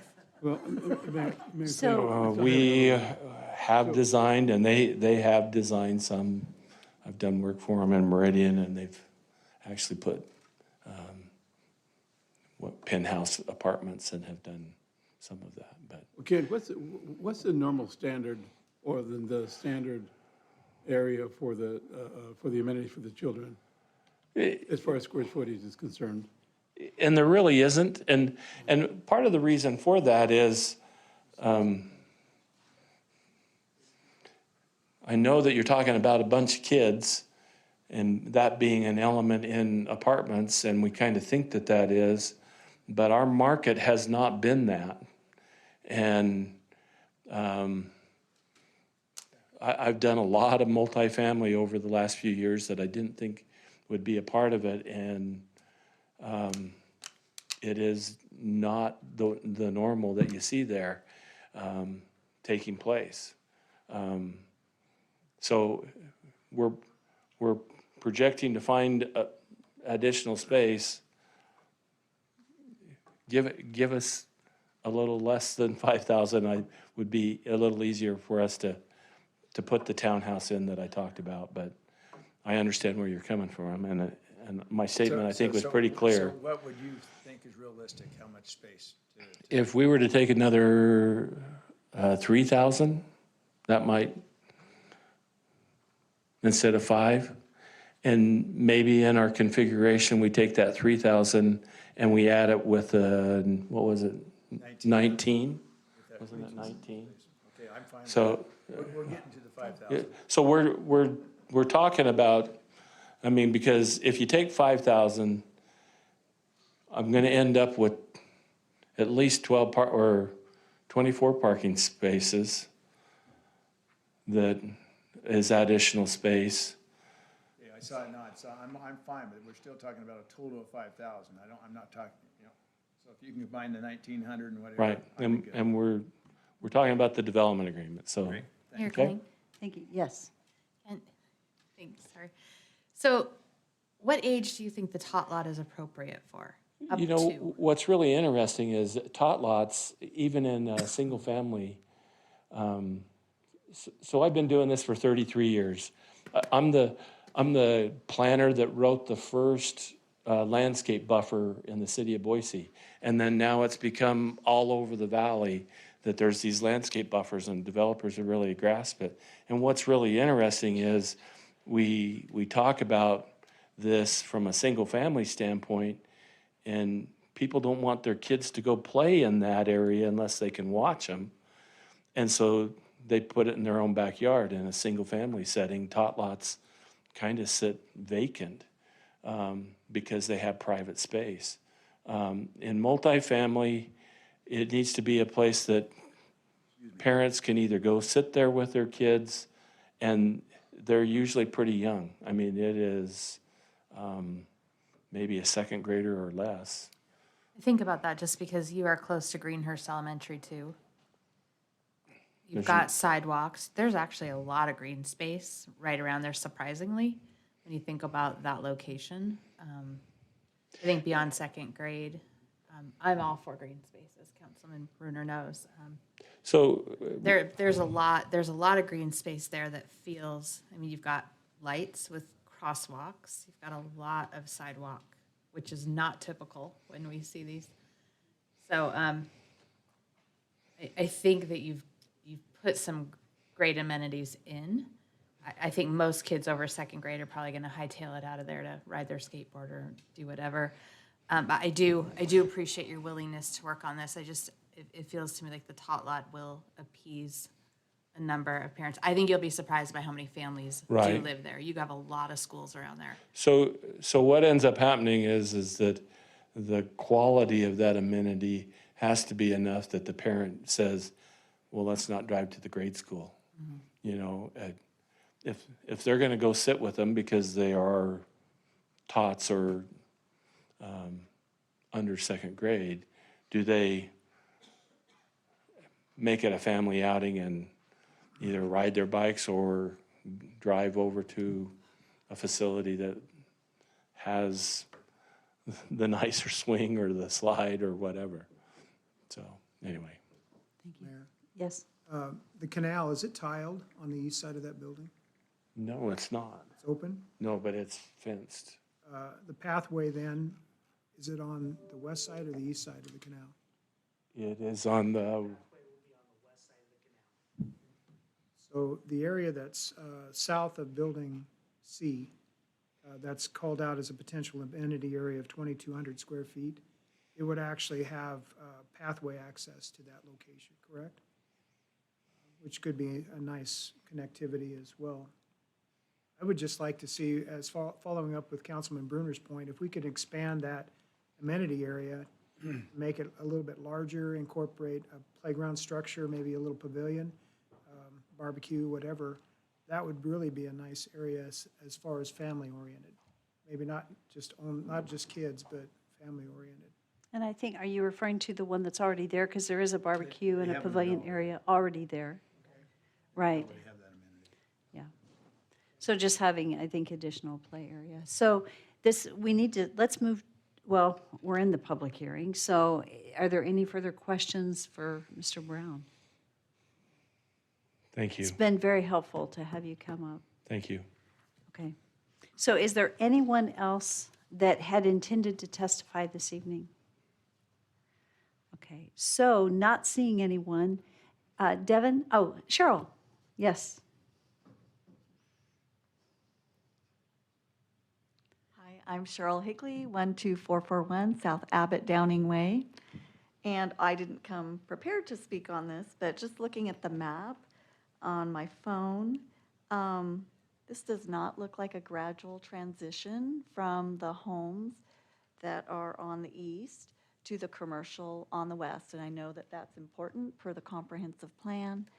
And it seems like a huge increase in density compared to the residences that are right behind it or beside it.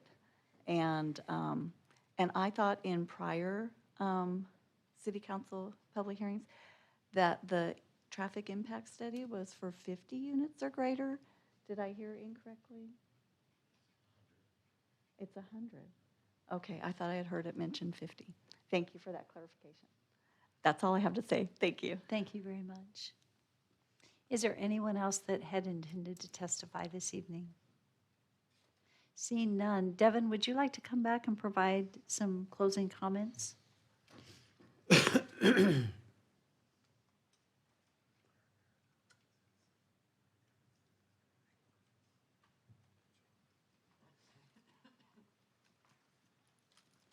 Just getting a little advice from my counsel. So, That's great. Madam Mayor, City Council members, one thing I did want to point out, all of the proposed amenity areas are, that's what they are, they're proposed. So we're open to hearing, if you'd like to see the open areas of the 2,500 square foot be more family-oriented, we're more than happy to accommodate really in any direction. We do see that in these complexes, we do get mixes of, we do get some younger families, we do get some college students, we do get, employees of the surrounding areas. So we're more than willing to work on any of those amenity areas and kind of conform them to what, the city sees fit.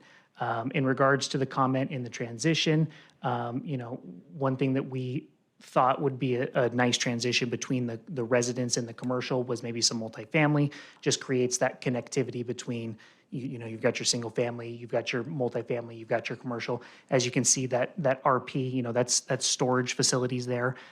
So kind of right in line with that mixed use kind of areas there. So that's kind of all I have, but like Kent Brown said, we're willing to work, we're willing to accommodate, just looking for our approvals this evening. Mayor Kling? Thank you. Yes. So do you plan on having any of these condoed as far as for fractional ownership or not? No, sir. Just all be apartments? Yes, sir. Thanks. Are there any other questions? Great presentation. Thank you. Did a good job. Okay, thank you. So if there are no other questions for the applicant or their representatives, I would stand. Are there any other questions for the applicant? Okay, I would stand for a motion to close public hearing. So moved. All in favor? Aye. What is the will of council? You're looking at me? I want to approve this and get them moving, so, I mean, I would approve it as stated with the addition that there will be a total of, including the 1,900 already specified, of 5,000 square feet more amenities and whatever else, as far as putting in a townhome or whatever, but to lessen the 12 units into what will accommodate another of 5,000 square feet, whether it's changing parking or whatever, for a common area. So I'd like to clarify your motion. Yes, I believe what I heard discussed was for a total of 5, not an additional 5. that is true. Okay, I just wanted to clarify that. That includes the 1,900, so. Includes the 1,900. And Kent mentioned 3,000, so that's 4,900, so I think we're same as there. Thank you. I just wanted to clarify that Condition of approval. for the With the motion. conditions of approval. Thank And you. I'll second that. It's been moved and seconded that we approve, it's to approve the development agreement modifications with the discussion that just took place with conditions of approval. Is there any further discussion? Mayor Kling? Yes. For clarity, and in the plan that I'm looking at, the amenity areas add up to more than 5,000 square feet. So your motion was to have Additional 3,000. 5,000 square feet? Additional 3,000 square feet. Okay, in addition to what's already depicted as far as on this Correct. concept plan? Okay, so that's your motion?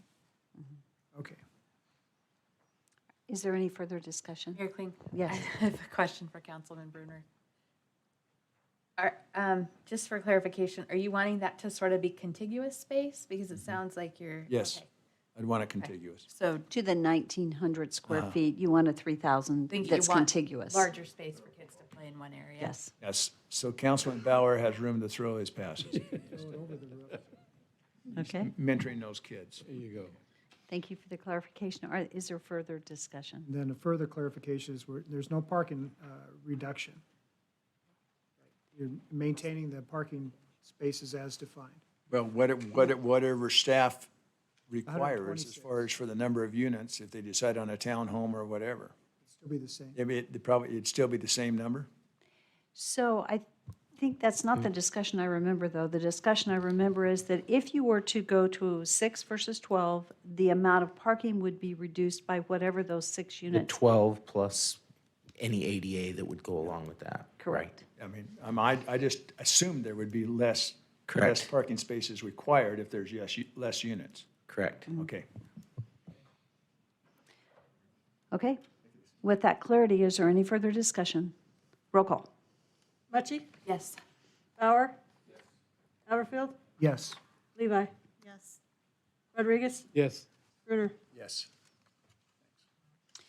Okay, we are going to move forward to the next item on the agenda. I believe, do you need a break? Break. Okay, I'm thinking that we need a break. So since we've been at it for a little over 2 hours sitting here, so we're going to take about a 5 to 10 minute break. Thank you for your patience as we do so. Thank you. Thank you, Mayor. We've done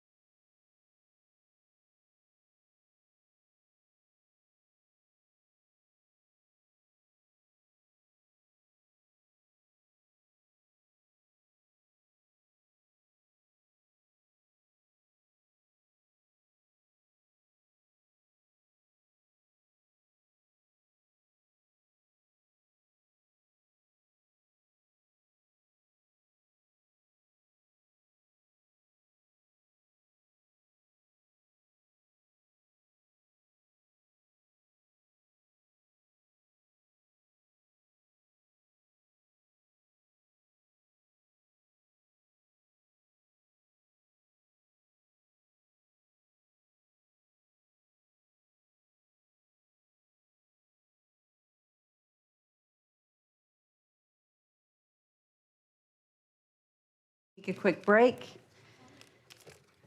So this is item 6.2 on the agenda, and for council, like agenda and packet for the next two items, they're the same. So item 6.2 is an action item. This is zoning map amendment of lots created in the Indian Creek Estates preliminary plat. There is a whole lot here. Do I have to read everything that's on this action item right now? It's long. I do? Okay, here we go. Okay, so it's parcel 1, block 1, which is 20.4 acres from community business to light industrial, and heavy industrial zoning districts to RS6 single-family residential zoning district. Parcel 1, block 2 is 6.7 acres from heavy industrial to RS6 zoning district. Parcel 2, block 1 from light industrial to heavy industrial for 7.8 acres to RS4 single-family residential zoning district. Parcel 2, block 2 is 7.4 acres. And this is from light industrial to heavy industrial and heavy industrial to RS4 zoning district. Parcel 3, block 1, less right-of-way, 3.5 acres, is from community business to light industrial to residential professional. Parcel 3, block 2, is 11.7 acres from light industrial and heavy industrial to single-family residential, 7,000 square feet. Parcel 4, block 2, is 6.6 acres from light industrial to RS4. Parcel 5, block 2, 7.7 acres from light industrial to RS4 zoning district. And parcel 6, block 2, less right-of-way, 8.6 acres from community business to RS6 zoning district. Parcel 7, block 2, is 4.6 acres from light industrial to community business to community business zoning district. And that's located on the northeast quarter of section 36T3 in R2WBM for Landmark Pacific Development, representing David Washburn and Troy Summers. And the Nampa Planning and Zoning Commission recommended adoption of a development agreement to define the residential design guidelines for the future development. Is our applicant here? Thank you. Thank you for coming forward and giving us your name and address. You bet. Madam Mayor, members of the council, my name is Blaine Womer, Womer Engineering. We're the civil engineer on this project. I just want to take a second to apologize for our verbose proposal. But I'm also joined here tonight with the rest of our team, the property owners here. We have the traffic engineering representative here, and we also have the landscape architect here for the project.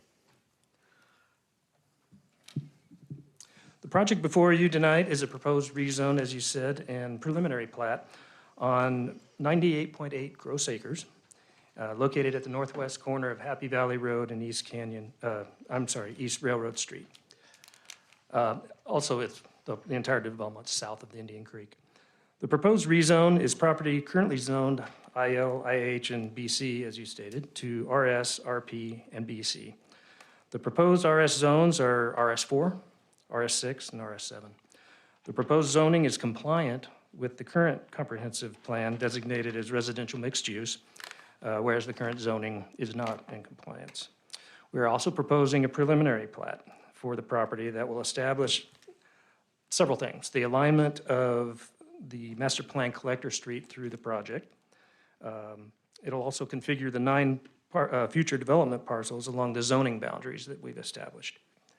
And what it will also establish the Indian Creek open space throughout the project that was on the earlier exhibit that you saw there.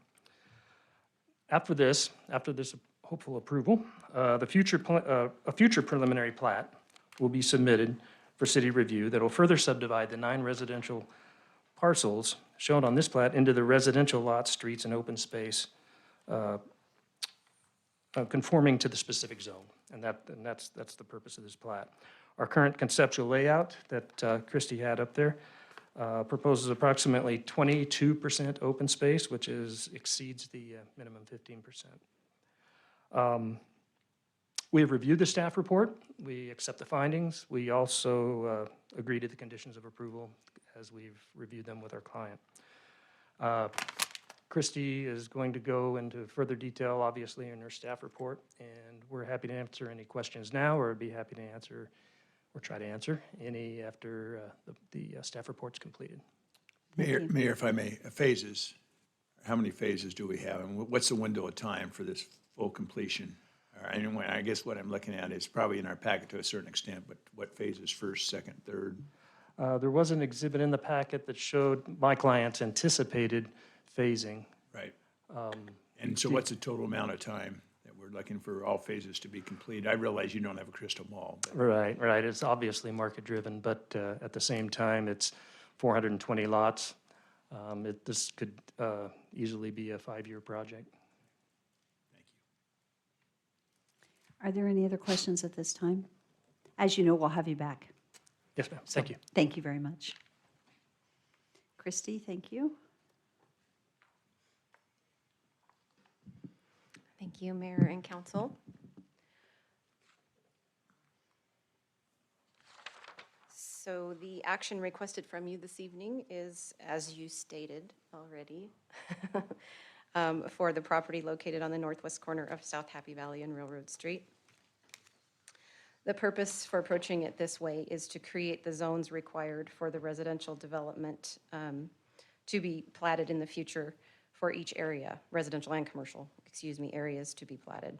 And to create a plat that will construct this new collector road to serve those future lots and also create an access pathway along Indian Creek.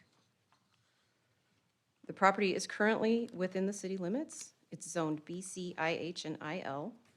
To the north is Canyon County. To the south is RA zoned property, which is Triple Crown Estates, that is south of the railroad tracks. And east and west is still Canyon County. Utility and emergency services are available to the property. This development is located within 2.2 miles of Fire Station Number 5 with a 4-minute response time, and is located 3.7 miles from the nearest police department. In July of this year, Planning and Zoning recommended approval of this project with the development agreement as outlined in your staff report. This is the applicable regulations that are listed in your staff report that you need to consider in regards to rezoning property. These are also other regulations in regards to the different zoning that has been requested. Correspondence was received. There was one comment from the public from a Kathleen Herman regarding concerns for the natural environment along Indian Creek, open space requirements, wildlife, and hunting opportunities in that area. We also received comment from the Building Department, the Parks Department, CenturyLink, Nampa Fire, Nampa Police, and Engineering, all with their standard review comments. So she read through the list of the various zones and acreage. The red along Happy Valley is the BC that will be changed in portions to RP and RS6. The light blue, which is the next one over to the west, is the IL, and it will be changed in portions to RP, RS4, RS6, RS7, and some BC as well. And the purple area, which is the heavy industrial zone, will be changed in portions to RS4, RS6, and RS7. So all areas are immediately adjacent to this property are currently used for agriculture in the county, with Indian Creek along the north border and Railroad Street and the railroad tracks on the south border. The property has been zoned BC, IL, and IH since 2003, and it has struggled to find a use to occupy this ground. The owner at the time worked with the city at length during the comprehensive plan update process in 2019 to evaluate the area and move towards a more residential designation. It was redesignated as residential mixed use with the last comprehensive plan update.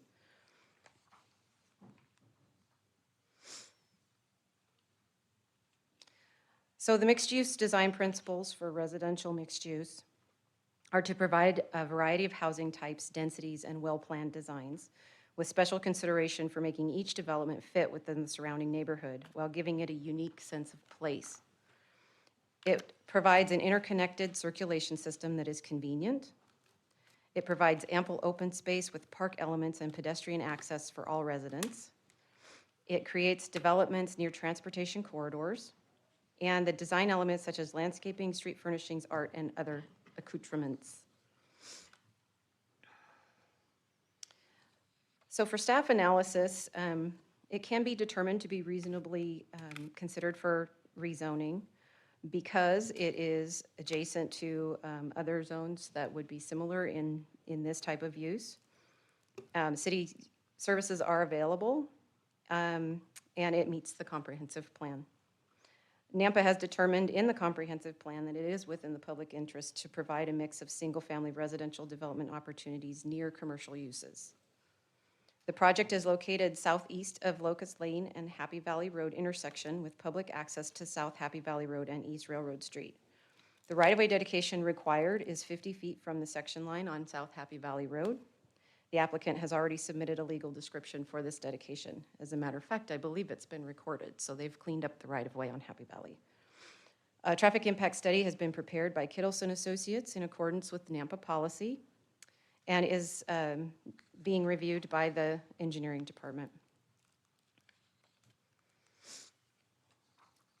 So this plat proposes 9 residentially zoned lots and 1 commercial lot on 98.86 acres. 6.26 acres of this is right-of-way. The preliminary plat is reviewed with the assumption that it is creating a new collector road and aligning lot lines to match the requested new zoning boundaries.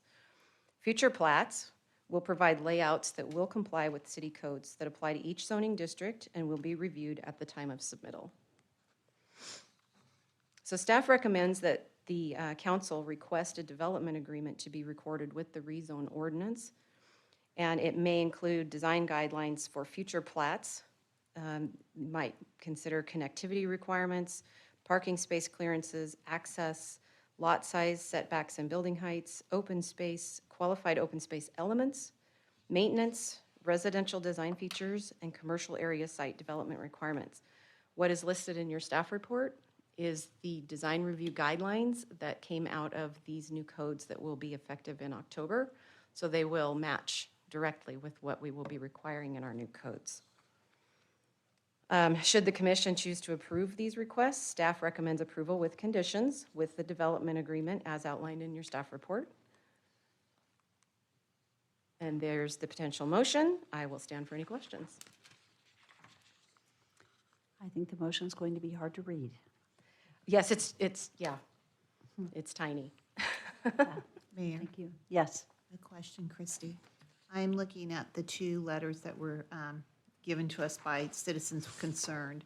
And the first one on my packet of 571, the lady seems to be concerned about it being a natural preserve, our wetlands, et cetera.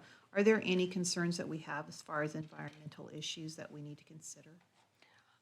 Councilman Levi, Idaho, or even this area more specifically, doesn't necessarily have any registered wetlands in its jurisdiction. So that is not part of something that we would have to do an environmental review on.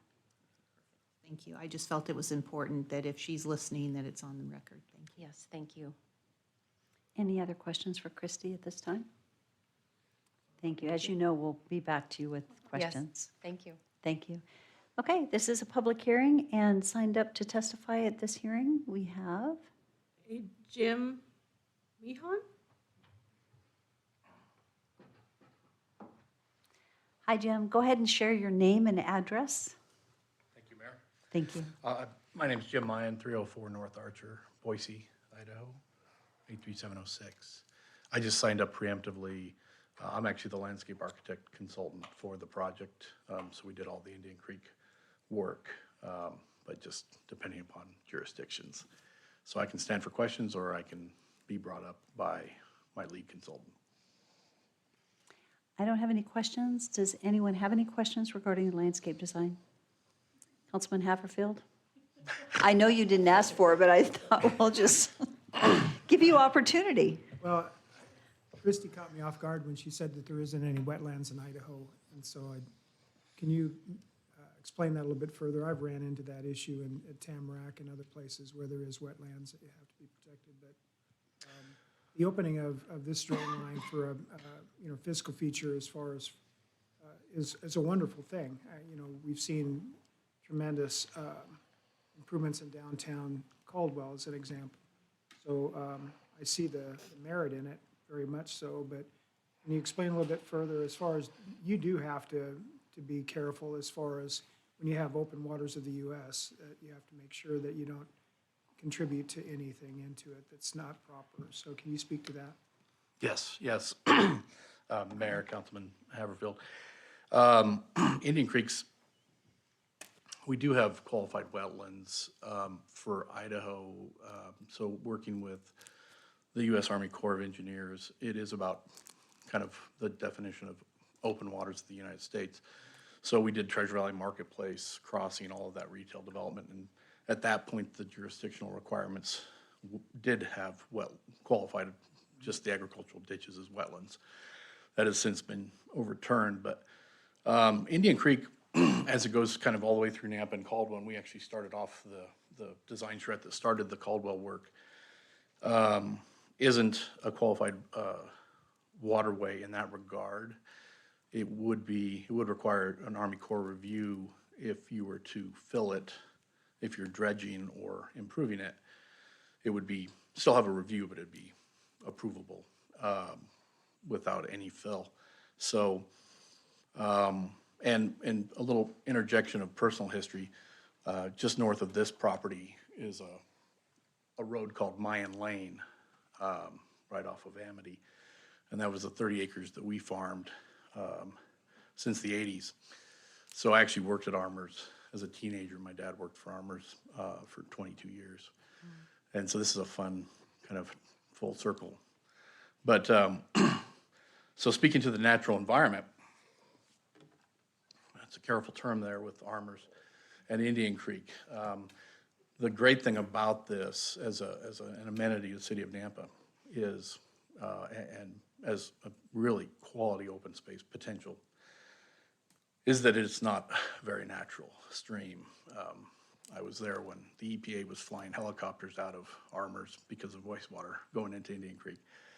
So it would be a large accomplishment to actually make these improvements and make this kind of a quality open space with this kind of length of walkability and connectivity all the way to Kings Road, and be able to get you down and get into the kind of quiet parts of the streets where you can ride your bikes and get all the way downtown. So, but as far as the environmental requirements, our vision, my vision is to actually fill Indian Creek and build a stream right beside it to look just as good, but be much safer. But we would probably open it up and dredge it and to get rid of all of the soils that have built up over the years that you don't want to be in Indian Creek natural kind of environment, and develop some pedestrian spans and really connect this to the north property that'll come in shortly in the future, and really provide as much or more open space that is required inside of the actual internal plats. So can I ask you about, I know at the Armour plant, they're pumping water back up above to those settlement ponds. Are those being relocated with the new efforts as far as cleaning up what's happening down there at the overpass? Will there still be that dewatering issue where you have to pump the water back up to be able to mitigate the issues down below?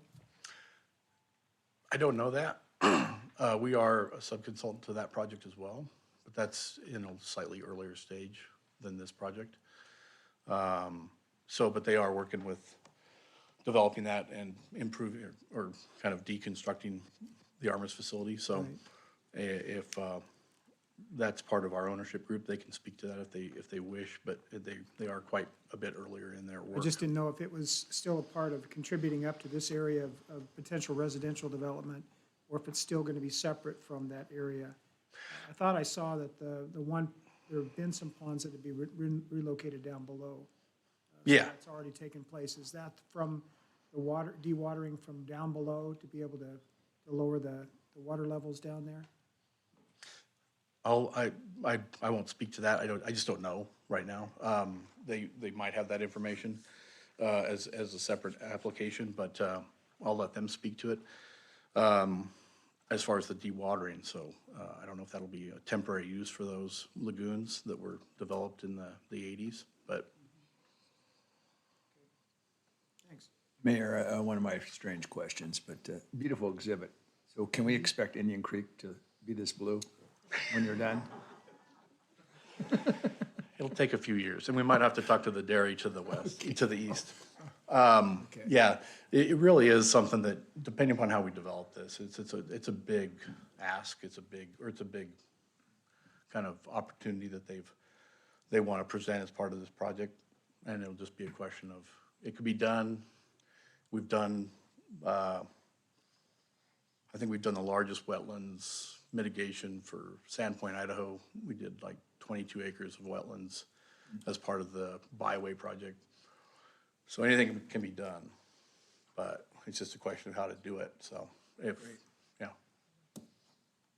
So as you mentioned the dairy, I have to say, the dairy is, we're building a little bit closer and closer to the dairy all the time.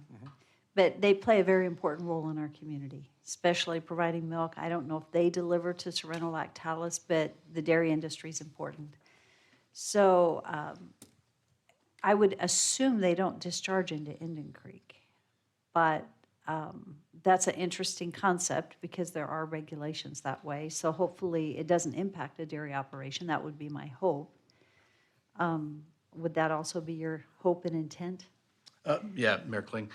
Yeah, my dad was a milkman to the original home dairies, and so we grew up ranching and milking cows and all that in Nampa. But it would not, the CAFE regulations that govern dairies, we wouldn't impact them because we're downstream.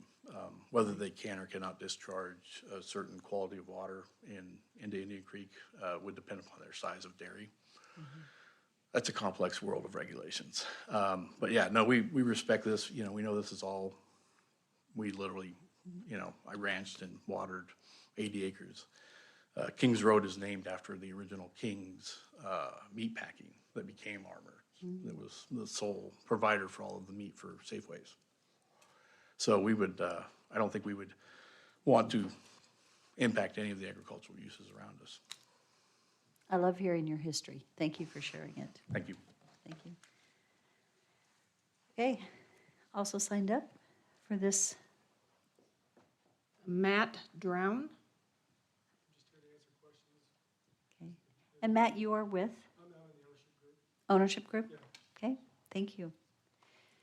So, and that's all that we have signed up. Okay, so is there anyone else here that had intended to testify this evening?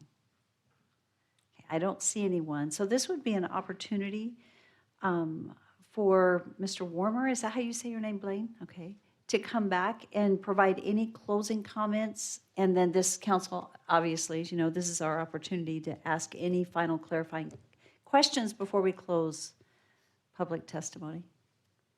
Or anyone that you prefer to have come up and provide closure, it's up to you guys. Madam Mayor, members of the council, Blaine Warmer again, and I was remiss when I first spoke. I didn't give my address. It's 4355 West Emerald Street in Boise. Thank you. Yeah, they all have a hook, so if they want to get me off and come and talk, they certainly will. But yeah, in closing, we're hoping we could properly convey with Christie's amazing help what we're trying to accomplish here. And it seems as though that concept got across. So if there's anything that I can present here that makes anything clearer, that's what I'm here for. Mayor? Yes. Thank you, ma'am. Sir, just wanted to make sure I'm trying to follow through the thread of what it's going from to what it's being zoned to. And I'm noticing more residential than anything, but there is the residential professional. So I just wanted to make sure as I look at this beautiful site plan, this is something that is not limited. This is something that anyone in the community can go and enjoy the path. Absolutely. Okay, thank you. Yes, we're trying to create that connectivity. And as they were talking, well, Jim was talking about earlier, we're also representing the owner on the property to the north. So we're going to have this same type of theme going through as Jim explained. So we're looking forward to it. Thank you. Okay, no other questions? Okay, thank you very much. Thank you. Thank you. If there's no other question for the applicant, I would stand for a motion to close public hearing. Second? All in favor? Council comments? You know, it's funny, I don't usually say anything because so just in case people wonder, it's because it's the council's role. It's not the mayor's role. They are elected to vote on zoning issues and ordinances, and so I usually don't say much. But I have to say, you know what, this was agricultural. I remember seeing an antelope. That's the weirdest. I did not expect to see an antelope standing in that field. But that is our new growth area. And this is a beautiful, it seems to be a very well thought out project. And I think the time has come, right, that's the direction we're going. We have the road infrastructure, the roundabout is there. I think that a lot of work has been done on this, and I don't know anyone at all. So just so there's no conflict here, I'm just looking at the growth potential and where we're going. And it's nice to see this move away from heavy industrial use. That is not the direction that we need to be going these days. And we have some other light industrial that is being developed in our community, and it seems like the natural progression to go the direction that they're proposing here. So I appreciate all the work that was done in the presentation. Mayor Kling? I think it's really exciting. It's beautiful. I like the perspective that you've taken to include the larger community. I think that we've worked, our public works folks have worked really hard on connectivity and intentional ways to pull people downtown. And I think this just adds on the outskirts of town. And the Armor meat packing plant was something to drive by and look at and smell. I would assume most people in the area would think this is far preferable. And I like that it's still proximal to the freeway. The roundabout, Councilman Haverfield, will come in handy. I just think it's really thoughtful, and I really appreciate when development comes in where you're not just trying to throw up a bunch of places, but you're actually creating intentional spaces. So thank you for all your work on it. Mayor Kling. Okay. I just have one question to Christie. On the bottom of this motion, it says developer to enter into a development agreement with the city of Nampa with the design guidance. That should be in the motion, correct? Correct. Okay. Go for it, Councilman Mutchie. Go ahead. Okay. I'm not going to read this whole thing, by the way. I'll just move to recommend approval of the zoning map amendment of laws created in the Indian Creek Estates preliminary plat with the addition of developer to enter into development agreement with the city of Nampa with the design guidance outlined by staff in this staff report. Second. Thank you. With conditions of approval by. Second. Good job. Any further discussion? You learned from the best over there. I'm going to recuse myself. No, I can't. He was looking at Darrell. Yeah. Yeah. He's got such a big head, you can't see it. Okay, and moving along, I think we're ready for roll call. Roll call. Brunner? Yes. Mucci? Yes. Haverfield? Yes. Levi? Yes. Bauer? Rodriguez? Yes. Thanks, guys. Thank you. Congratulations, and thank you for a well-thought-out development. And please, that blue water, I'm waiting for that. Diet. And now, I apologize for all that have been waiting for this item on the agenda, but thank you for being here this evening. So we're ready for item 6.3. This is an action item, and this is a development agreement modification to modify the site plan ordinance number 3983 Exhibit B to allow construction of Elevate Charter School, a nonprofit public school, instead of the future phases of the existing church. This is at 11437 and 0 West Orchard Avenue in an RS6, single-family residential, 6,000 square foot zoning district located on the northeast quarter of Section 19 T3N R2WBM for Cole Koba, representing Harvest Life Church, and David Whaley. Thank you. Thank you, Madam Mayor, Council. Jeff Bauer, 601 West Bannock in Boise. I'm here tonight on behalf. I'll wait so we don't get feedback. Okay, go ahead. Try. Okay. here tonight on behalf of the applicant, which is Elevate Charter School, as well as the landowner. Here with me tonight is the landowner, Jerry Dickerson from Harvest Life Church, Cole Koba from Paradigm. He's our construction manager. And we also have Sonia DeLeiden with Kittleson and Associates. She's our traffic engineer. And then I believe joining us virtually is our architect and landscape planner. So if there are any questions about our project tonight, we have a pretty deep bench to answer those questions. Want to thank planning staff right off the bat. Been super helpful with this project. We have reviewed their staff report and the conditions of approval. We're in agreement with all of those conditions of approval. We've also complied with recommended conditions of approval that the Planning and Zoning Commission recommended at our last hearing.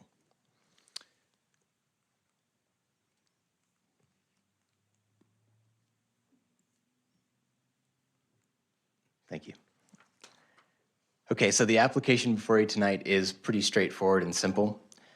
We're here to amend a concept plan that was attached to a development agreement in 2011. The application relates to the 22 acres you see highlighted in red here. We're on Orchard Avenue in West Nampa between Middleton Road and Midway Road. In 2011, the city did annex all of this property. That was part of the Harvest Life Church project. In 2011, this property was all zoned RS6. At the time of the annexation, this development agreement that we're here to amend tonight was required as part of that zoning and annexation. There we go. Here is a picture of the original concept plan. So if you pull the development agreement today, this is what is attached as an exhibit there as the conceptual site plan for this 22 acres. Harvest Life Church up there in the northwest corner is already constructed, as you guys know. There's additional church facilities just to the south, as well as parking. And off to the northwest there is some additional parking, as well as some recreational facilities. So we're asking tonight to amend that northwest corner to accommodate our future charter school. So 2 buildings in the charter school. Right next to Orchard Avenue, you have the parking lot and access. Just to the south, you have what we're calling Building A. That is the traditional classroom facilities, meeting rooms, things like that. And then further to the south, we have what we're calling Building B. Those are our shop facilities, wood shop, metal shop, welding school, things like that.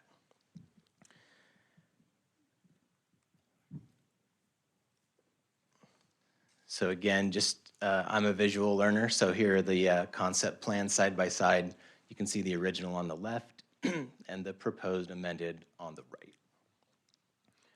So if you were to approve our concept plan amendment tonight, Elevate Charter School would move forward and construct this school. We anticipate it would open in the fall of 2022. So we're ready to break ground essentially immediately.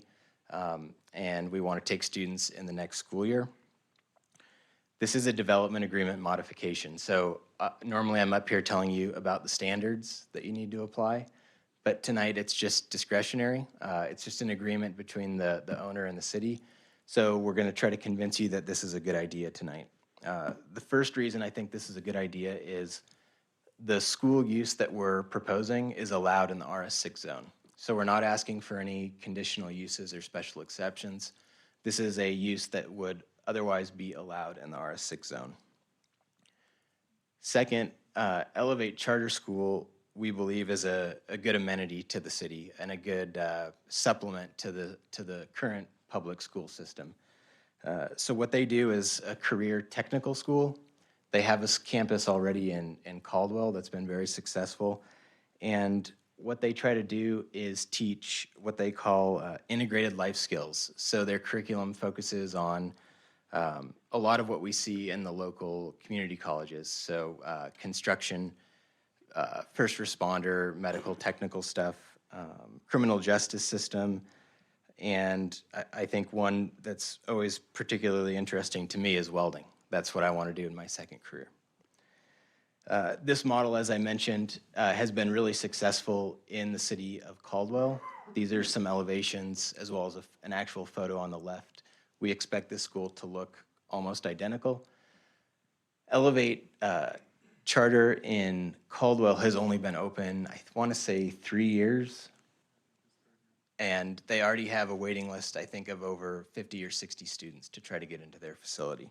So this has been a great amenity for their city to provide a little bit of a non-traditional school for kids that aren't thriving in the traditional public schools. And then the last reason I just wanted to bring to your attention, the Nampa Public Schools did comment on this application, and they did respond that they had no concerns. So we think, again, this is a good supplementary educational opportunity for the local community. At our P&Z hearing, there were some potential concerns raised with the noise generated by the future school. We do have some residential to our west. Again, RS6 zoning, there's a subdivision over there. What P&Z asked us to do was study the sound generated at Elevate Academy in Caldwell. We hired an expert to go study that sound once the school got up and running in August. And what the takeaway from that study was that the shop facilities don't have any noticeable sound production because of the fact they're in enclosed space. And we're building green, we have high levels of insulation and that sort of thing. So the table on the screen here shows the results of that study. Second column shows decibels measured with no machinery. Second column shows the decibels with the machinery, and then the difference. And if you read the study, which I did, it's pretty dry, but what it essentially says is the human ear can't detect the sound until it starts to be approximately a 5 decibel difference. So the conclusion here, which I've also pulled out of the study, is that, again, not have any discernible effect on the surrounding properties. In addition to that, P&Z said, you guys should be creative and try to mitigate noise to the extent there is any.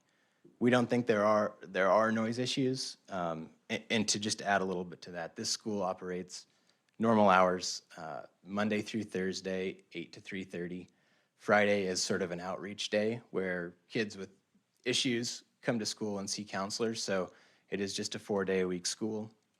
But then the creative solution we came up, if the council so chooses, we found, our architect found some fencing options that are much higher density, and they're used to dampen sound. And if the council would like, we'd be happy to build with that fence on our shared boundary line. And that's all I have for you. Of course, I'd stand for any questions, but I know Harvest Life Church is here to say anything, but they're excited about the project. We think, again, a good symbiosis between the uses, and I'd stand for any questions. Mayor, just a couple. So grade levels, I take it high school down to what? Mayor Kling, Councilmember Berner, it's 6 through 12. 6 through 12. Okay, and then what's the current capacity as far as number of students that you're expecting? Yes, sir. Mayor Kling, Councilmember Berner, the school is designed for 486 students. Is Caldwell, is that about what they're designed for also? That's correct. I love it, so, thank you. Is there sports, or is it just the school? Mayor Kling, Councilmember Bauer, just the school. So it is a charter school, so these kids would have the opportunity to still participate in the public school sports. I'm sorry, Mayor, let me follow up then. Is there busing then to go to other schools for extracurricular activities, or what does Caldwell do? Mayor Kling, so we do have busing to this facility. Our students have an option to bus, but to the extent they're going to extracurriculars, that is on their own. They're on their own. Mayor Kling? So the maintenance facility that you're talking about, or the shop, or whatever it's going to be, it doesn't have any outdoor yard areas then attached to it, is that correct? Mayor Kling, that is correct, all enclosed. So is it auto body, or what type of uses will it be inside of there that they'll be working on? Mayor Kling, I wish we had the Elevate director here tonight, but from what I know, it's your typical wood shop facilities and metal shop welding facilities. No automotive, to my knowledge. So, and it's a separate structure then as well. Character-wise, the outside of that building will look like the main building? Mayor Kling, Councilmember Haverfield, that's correct. Thanks. Thank you. I will say I've toured the Caldwell facility, and the area between the schools I would anticipate would be similar in that it's paved and there's tables, and it's a wonderful campus feel that they're doing. Excellent project. Thank you, Mayor Kling. And yeah, just if you could flip back to that last slide, Christy, that'd be great. The one, your deck's perfect. So to the southeast, kind of the little handle coming down, that is all going to be grassy area. So to Councilmember Bauer's point, there are some open spaces here for kids to do some activities, just not sanctioned sports, and there is open space. Thank you. Thank you. And we'll have you back at the end, as you know. Okay, staff report.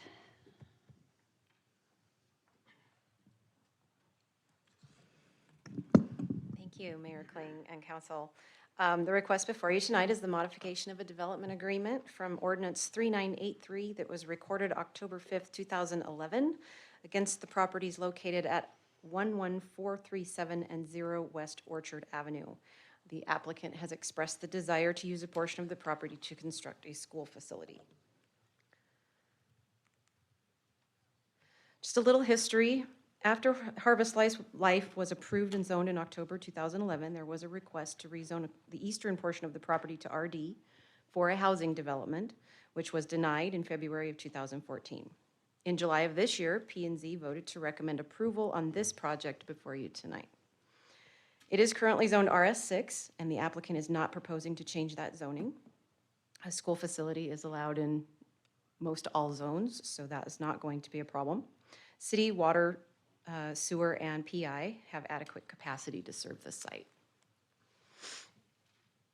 So a development agreement, as stated, is a contract between the city and the applicant and is subject to your decision. He already showed you the comparisons, so I won't dwell on that. His pictures were much nicer than mine.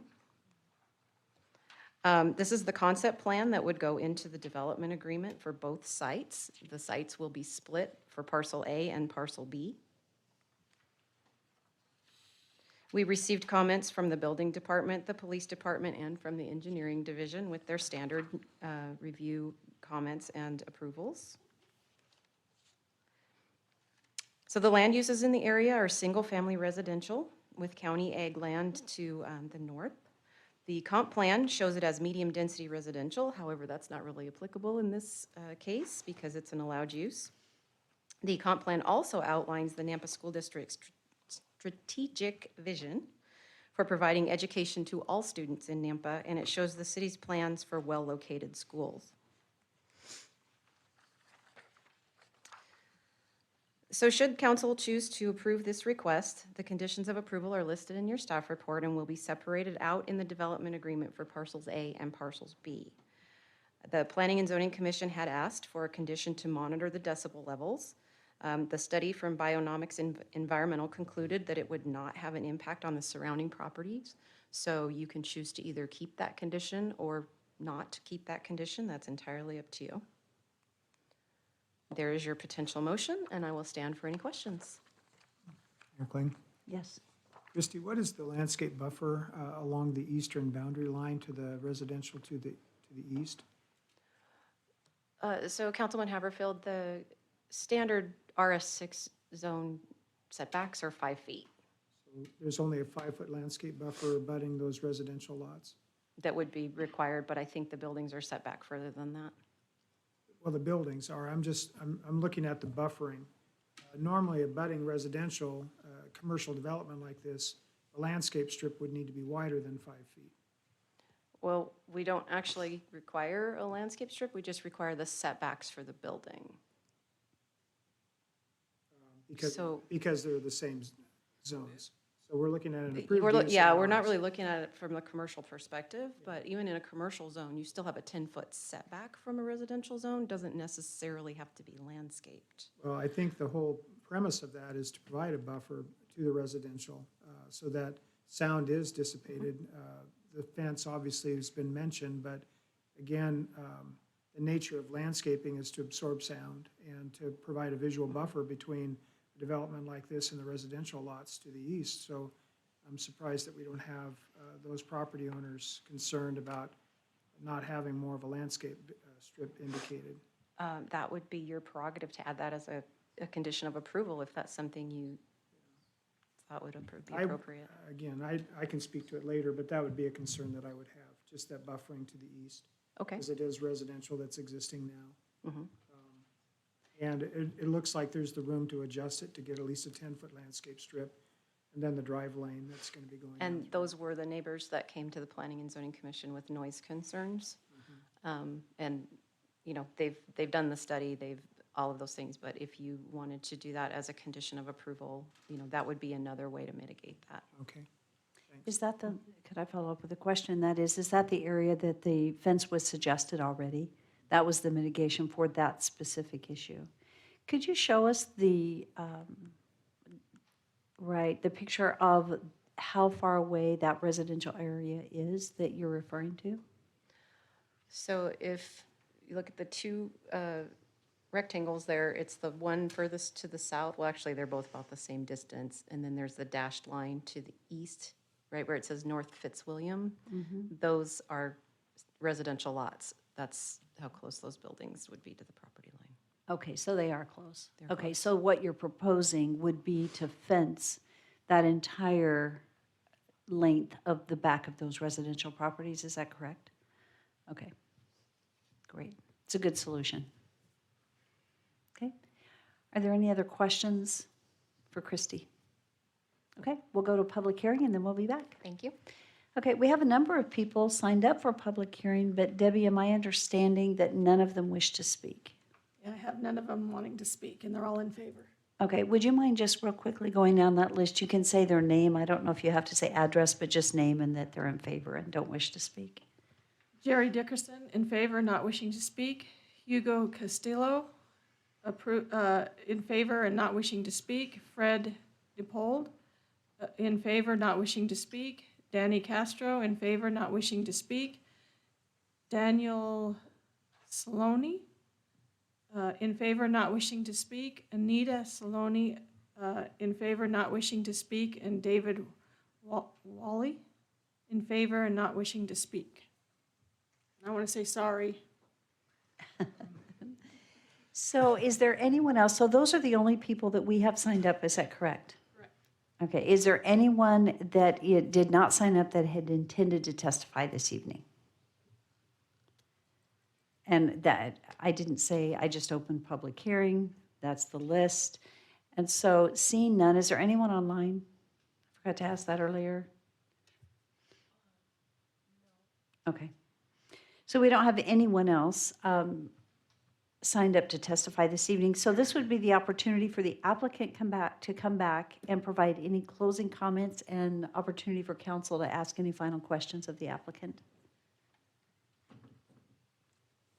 Thank you, Mayor Kling. Christy, if you could you go back to my deck for me? I want to address Councilmember Haverfield's questions. This is an unusually shaped parcel, and we're doing kind of our best with what we have.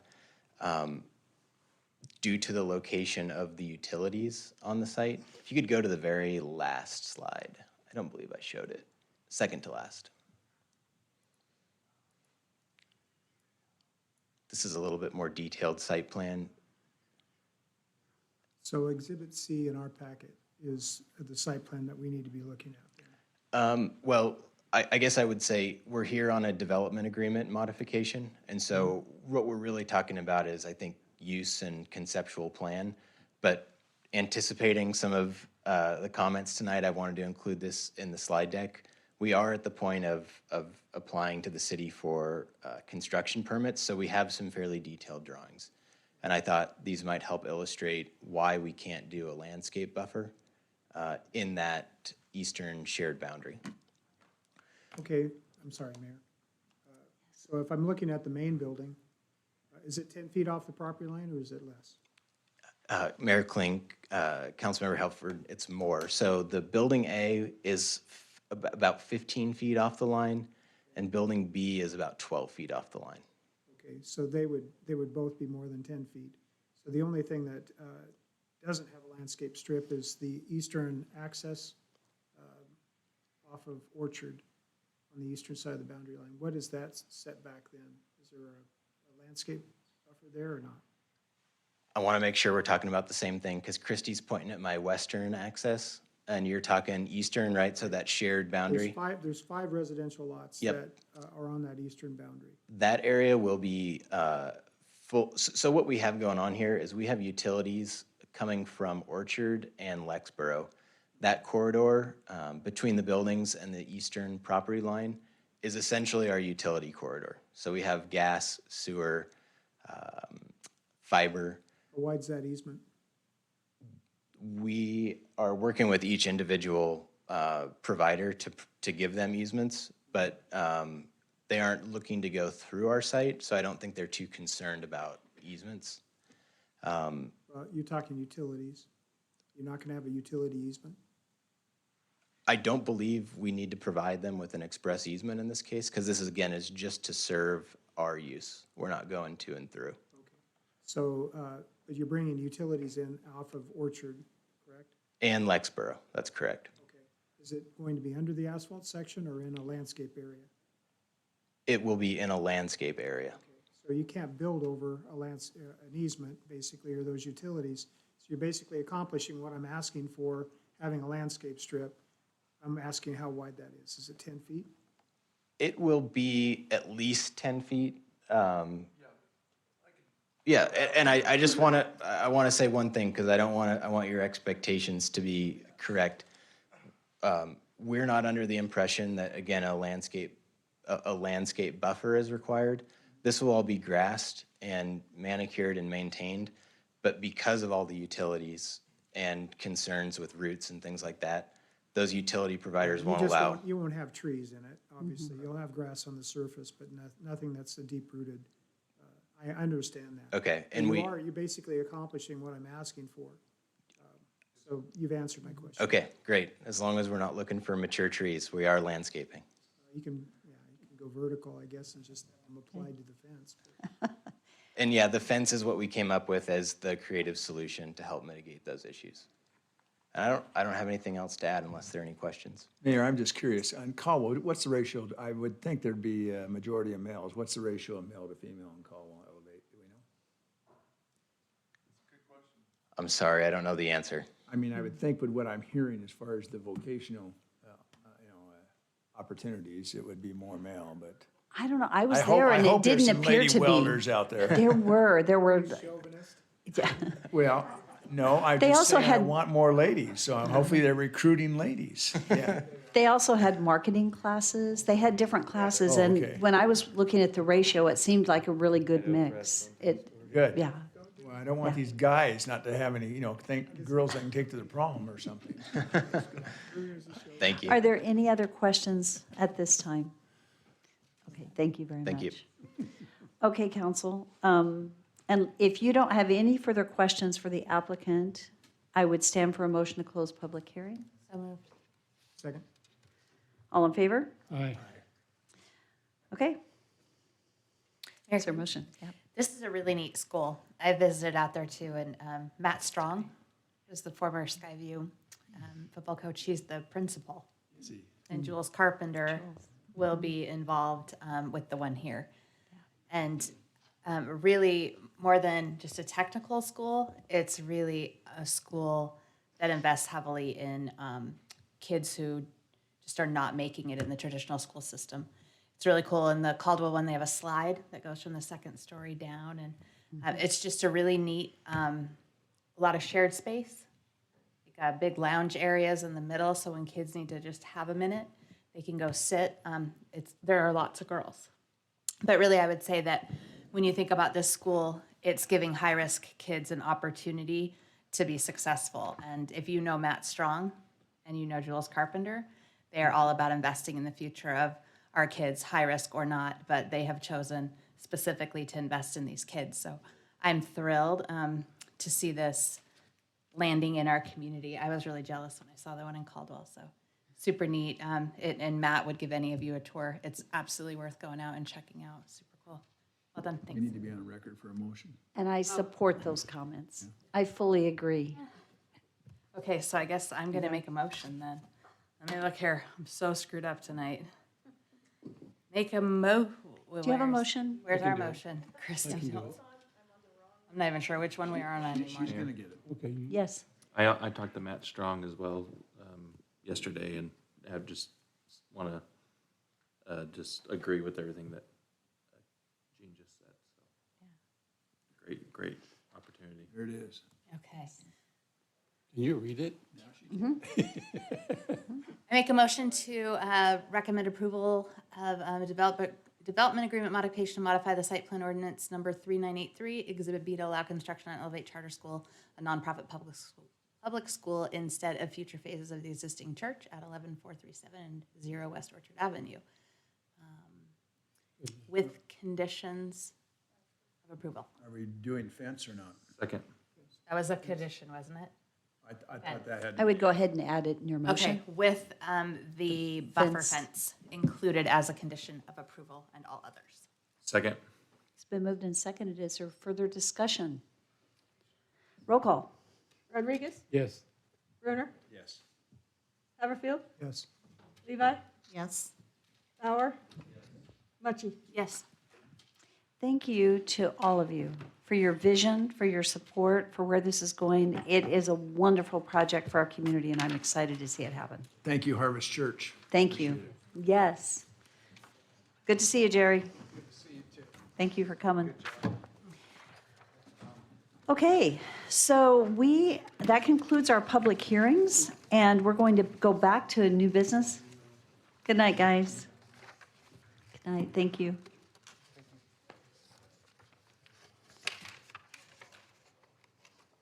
We're going to go to new business item 5.2. This is an action item. It's authorizing the mayor to sign a service contract and amendment for HVAC maintenance and repair at the various city buildings. This is approved in the FY22 budget and reviewed and approved by legal. So move. Second. It's been moved and seconded. Is there any discussion or questions? Just for clarification, this is a term contract? Is that correct? That's why it's open? It's basically for a term of a year? That's correct. The agreements are just one-year agreements with possibility of extensions. Thank you. Okay, any further discussion? Roll call. Mucci? Yes. Bauer? Haverfield? Yes. Levi? Yes. Rodriguez?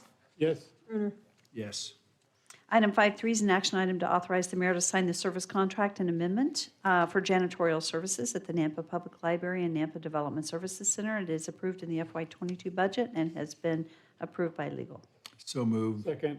Missed out. Questions? I was going to let her do it. It's going to have to be fast. And Roll this call. right side is fast. Mucci? Yes. Bauer? Haverfield? Yes. Levi? Yes. Rodriguez? Yes. Brunner? Thank you. Thank you very much. Item 5.4 is an action item. This is the first reading of ordinance, amending Title IV, Chapter 7, Section 5A of the Nampa City Code to add a new subsection 4 that sets forth specific inclusions of certain development for impact fee obligations. An ordinance enacted by the Napa City Council amending Title IV, Chapter 7, Section 5A of the Napa City Code to add a new subsection 4 that sets forth specific inclusions of certain developments for impact fee obligations and repealing all ordinances, resolutions, orders, and parts thereof in conflict herewith and providing an effective date. Debbie, does this need to be under suspension of rules? It's not noted on my agenda. I don't know what I'm that not said. sure it's not, because it's an ordinance and it's the first reading of ordinance, so I would assume it needs to be done under suspension of rules. Madam Mayor, that's my understanding. I think there was some desire to have this approved and in effect. Okay, So we will say under suspension of rules. So moved under suspension of rules. It's been moved and seconded. Is there any discussion? Just question, who was the great person that came up with this? Well, this is Patrick's item, Patrick's? but Patrick's, and. Okay, well, thank you to Patrick. Tell him whoever sees him next, okay. Thank you. Okay, item 5.5 is an action item. This is to authorize the mayor to sign We this. haven't voted yet. Oh, I'm sorry. Excuse me. Roll call. Yeah, two, yeah. Yes. Brunner? Yes. Mucci? Yes. Levi? Yes. Bauer? Haverfield? Yes. It's a good thing you guys keep me in line. Thank you. Now we're ready for 5.5. This is an action item to authorize the mayor to sign the state grant agreement and resolution for the state grant airport aid program in the amount of $295,766, and it was reviewed and approved by So legal. moved. Second.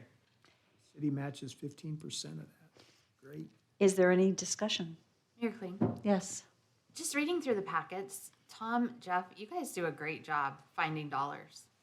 It's remarkable what gets done for a fraction of a city match relative to the grant funds you have. So just bravo. It's really impressive. I appreciate that, thank you.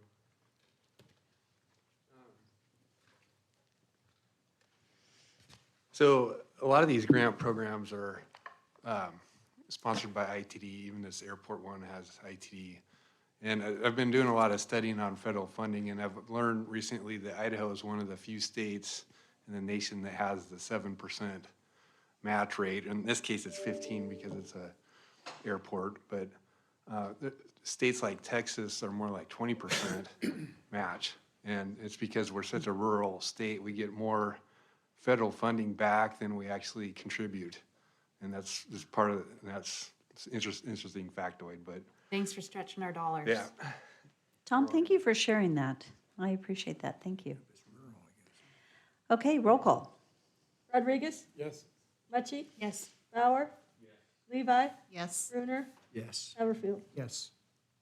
Item 5.6 is an action item to authorize council to approve the rate sheet and the mayor to sign the resolution, which was Exhibit C, implementing the rate increases to existing land lease and rental fees for fiscal year '22. So move. Second. Is there any discussion? Seeing none, roll call. Rodriguez? Yes. Mucci? Yes. Bauer? Yes. Levi? Yes. Haverfield? Yes. Brunner? Yes. Item 5.7 is to authorize the mayor to approve a 60-day extension for the 30-day loan of wastewater treatment capacity for Great American Snacks with an expiration date of November 30, 2021. So moved. Second. It's been moved and seconded. Is there any discussion? Roll call. Rodriguez? Yes. Mucci? Yes. Bauer? Yes. Levi? Yes. Brunner? Yes. Haverfield? Yes.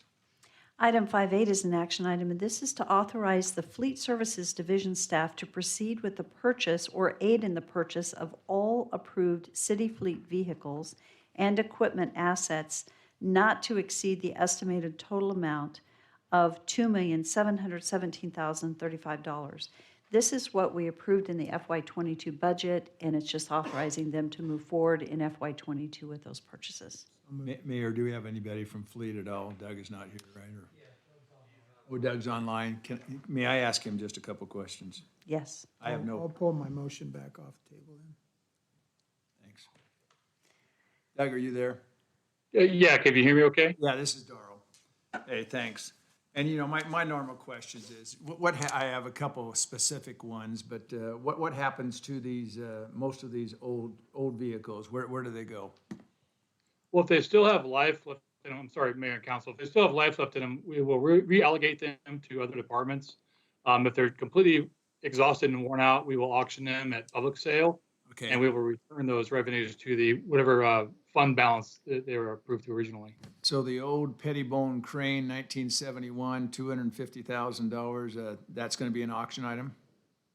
Most definitely, yes. And We are do you unable have to any repair them. rough estimates what potentially can get off something like that in 1971? Mayor and council, with today's market on durable goods, I wouldn't be surprised if we didn't get maybe 10, 12,000 for it. Despite the fact that it has a flathead engine, if you're familiar with automotive technology, that ended about 70 years ago. So it's a crapshoot, who knows? Okay, and then the Elgin Pelican Street Sweeper, 2011. Council, Mayor and council, again, the street sweepers, by design, they just chew themselves to pieces. We will auction that off. There's no reallocation for that equipment. Okay, all right. Yeah, no, you do a great job. So just wanted to make sure we were getting everything we possibly can. All right, thanks. What's that? The crane? Yeah. Good questions, Councilman Brunner. Thank you for asking them. Okay, I believe I made we. a motion. Thank you. It's been moved and seconded. Is there any further discussion? Roll call. Rodriguez? Yes. Brunner? Yes. Bauer? Levi? Yes. Mucci? Yes. Haverfield? Yes. Item 5.9 is an action item, and this is for the council to award the quote and authorize the mayor to sign the contract for the 16th Avenue North Pedestrian Improvements Project with Hawkeye Builders in the amount of $119,764, and this is approved in the FY21 budget. Make a motion to approve. Second. It's been moved and seconded. Is there any further discussion? Seeing none, roll call. Brunner? Yes. Mucci? Yes. Haverfield? Yes. Levi? Yes. Bauer? Rodriguez? Yes. Item 5.10 is an action item to authorize the mayor to sign the resolution for the state-local agreement, which is design for Cherry Lane, 11th Avenue North to Idaho Center Boulevard project. It's key number 22438, and it is approved in the FY21 budget. So moved. Second. It's been moved and seconded. Is there any discussion? Roll call. Rodriguez? Yes. Brunner? Yes. Mucci? Yes. Levi? Yes. Bauer? Haverfield? Yes. Item 5.11 is an action item, and this is to reject the bid for the Purdom Trunk Sewer Phase 1 project that was approved in the FY21 budget. So move. Second. It's been moved and seconded. I thought somebody else did. Is there discussion? Just thank you for Yeah. watching. It's unfortunate that, Yeah, it is, but still, way over, man. that's right. Good decision. Roll call. Rodriguez? Yes. Mucci? Yes. Bauer? Levi? Yes. Haverfield? Yes. Brunner? Yes. Item 5.12 is an action item, and this is to authorize the mayor to sign the change order number 1 in the amount of $128,128.02 for the additional HVAC options and 2 pump station rebuilds approved in the FY21 budget. So move. Second. It's been moved and seconded. Is there further discussion? Seeing none, roll call. Rodriguez? Yes. Haverfield? Yes. Bauer? Levi? Yes. Mucci? Yes. Brunner? Yes. And 5.13 we did earlier, so we're going to move to section 7 in the agenda, and these are the unfinished business items. And we've got 4 of them, which will be reading of ordinances, all of which will be, so I don't say it every time, we will request them to be approved under suspension of rules. And we're going to begin with 7.1, action item. This is the first reading of ordinance for annexation and zoning to RS6 for Sunnyvale West subdivision. This is for 93 single-family residential buildable lots, 5 common lots, 11 open space lots. For Providence Properties, Patrick Connor representing Paul Mercer.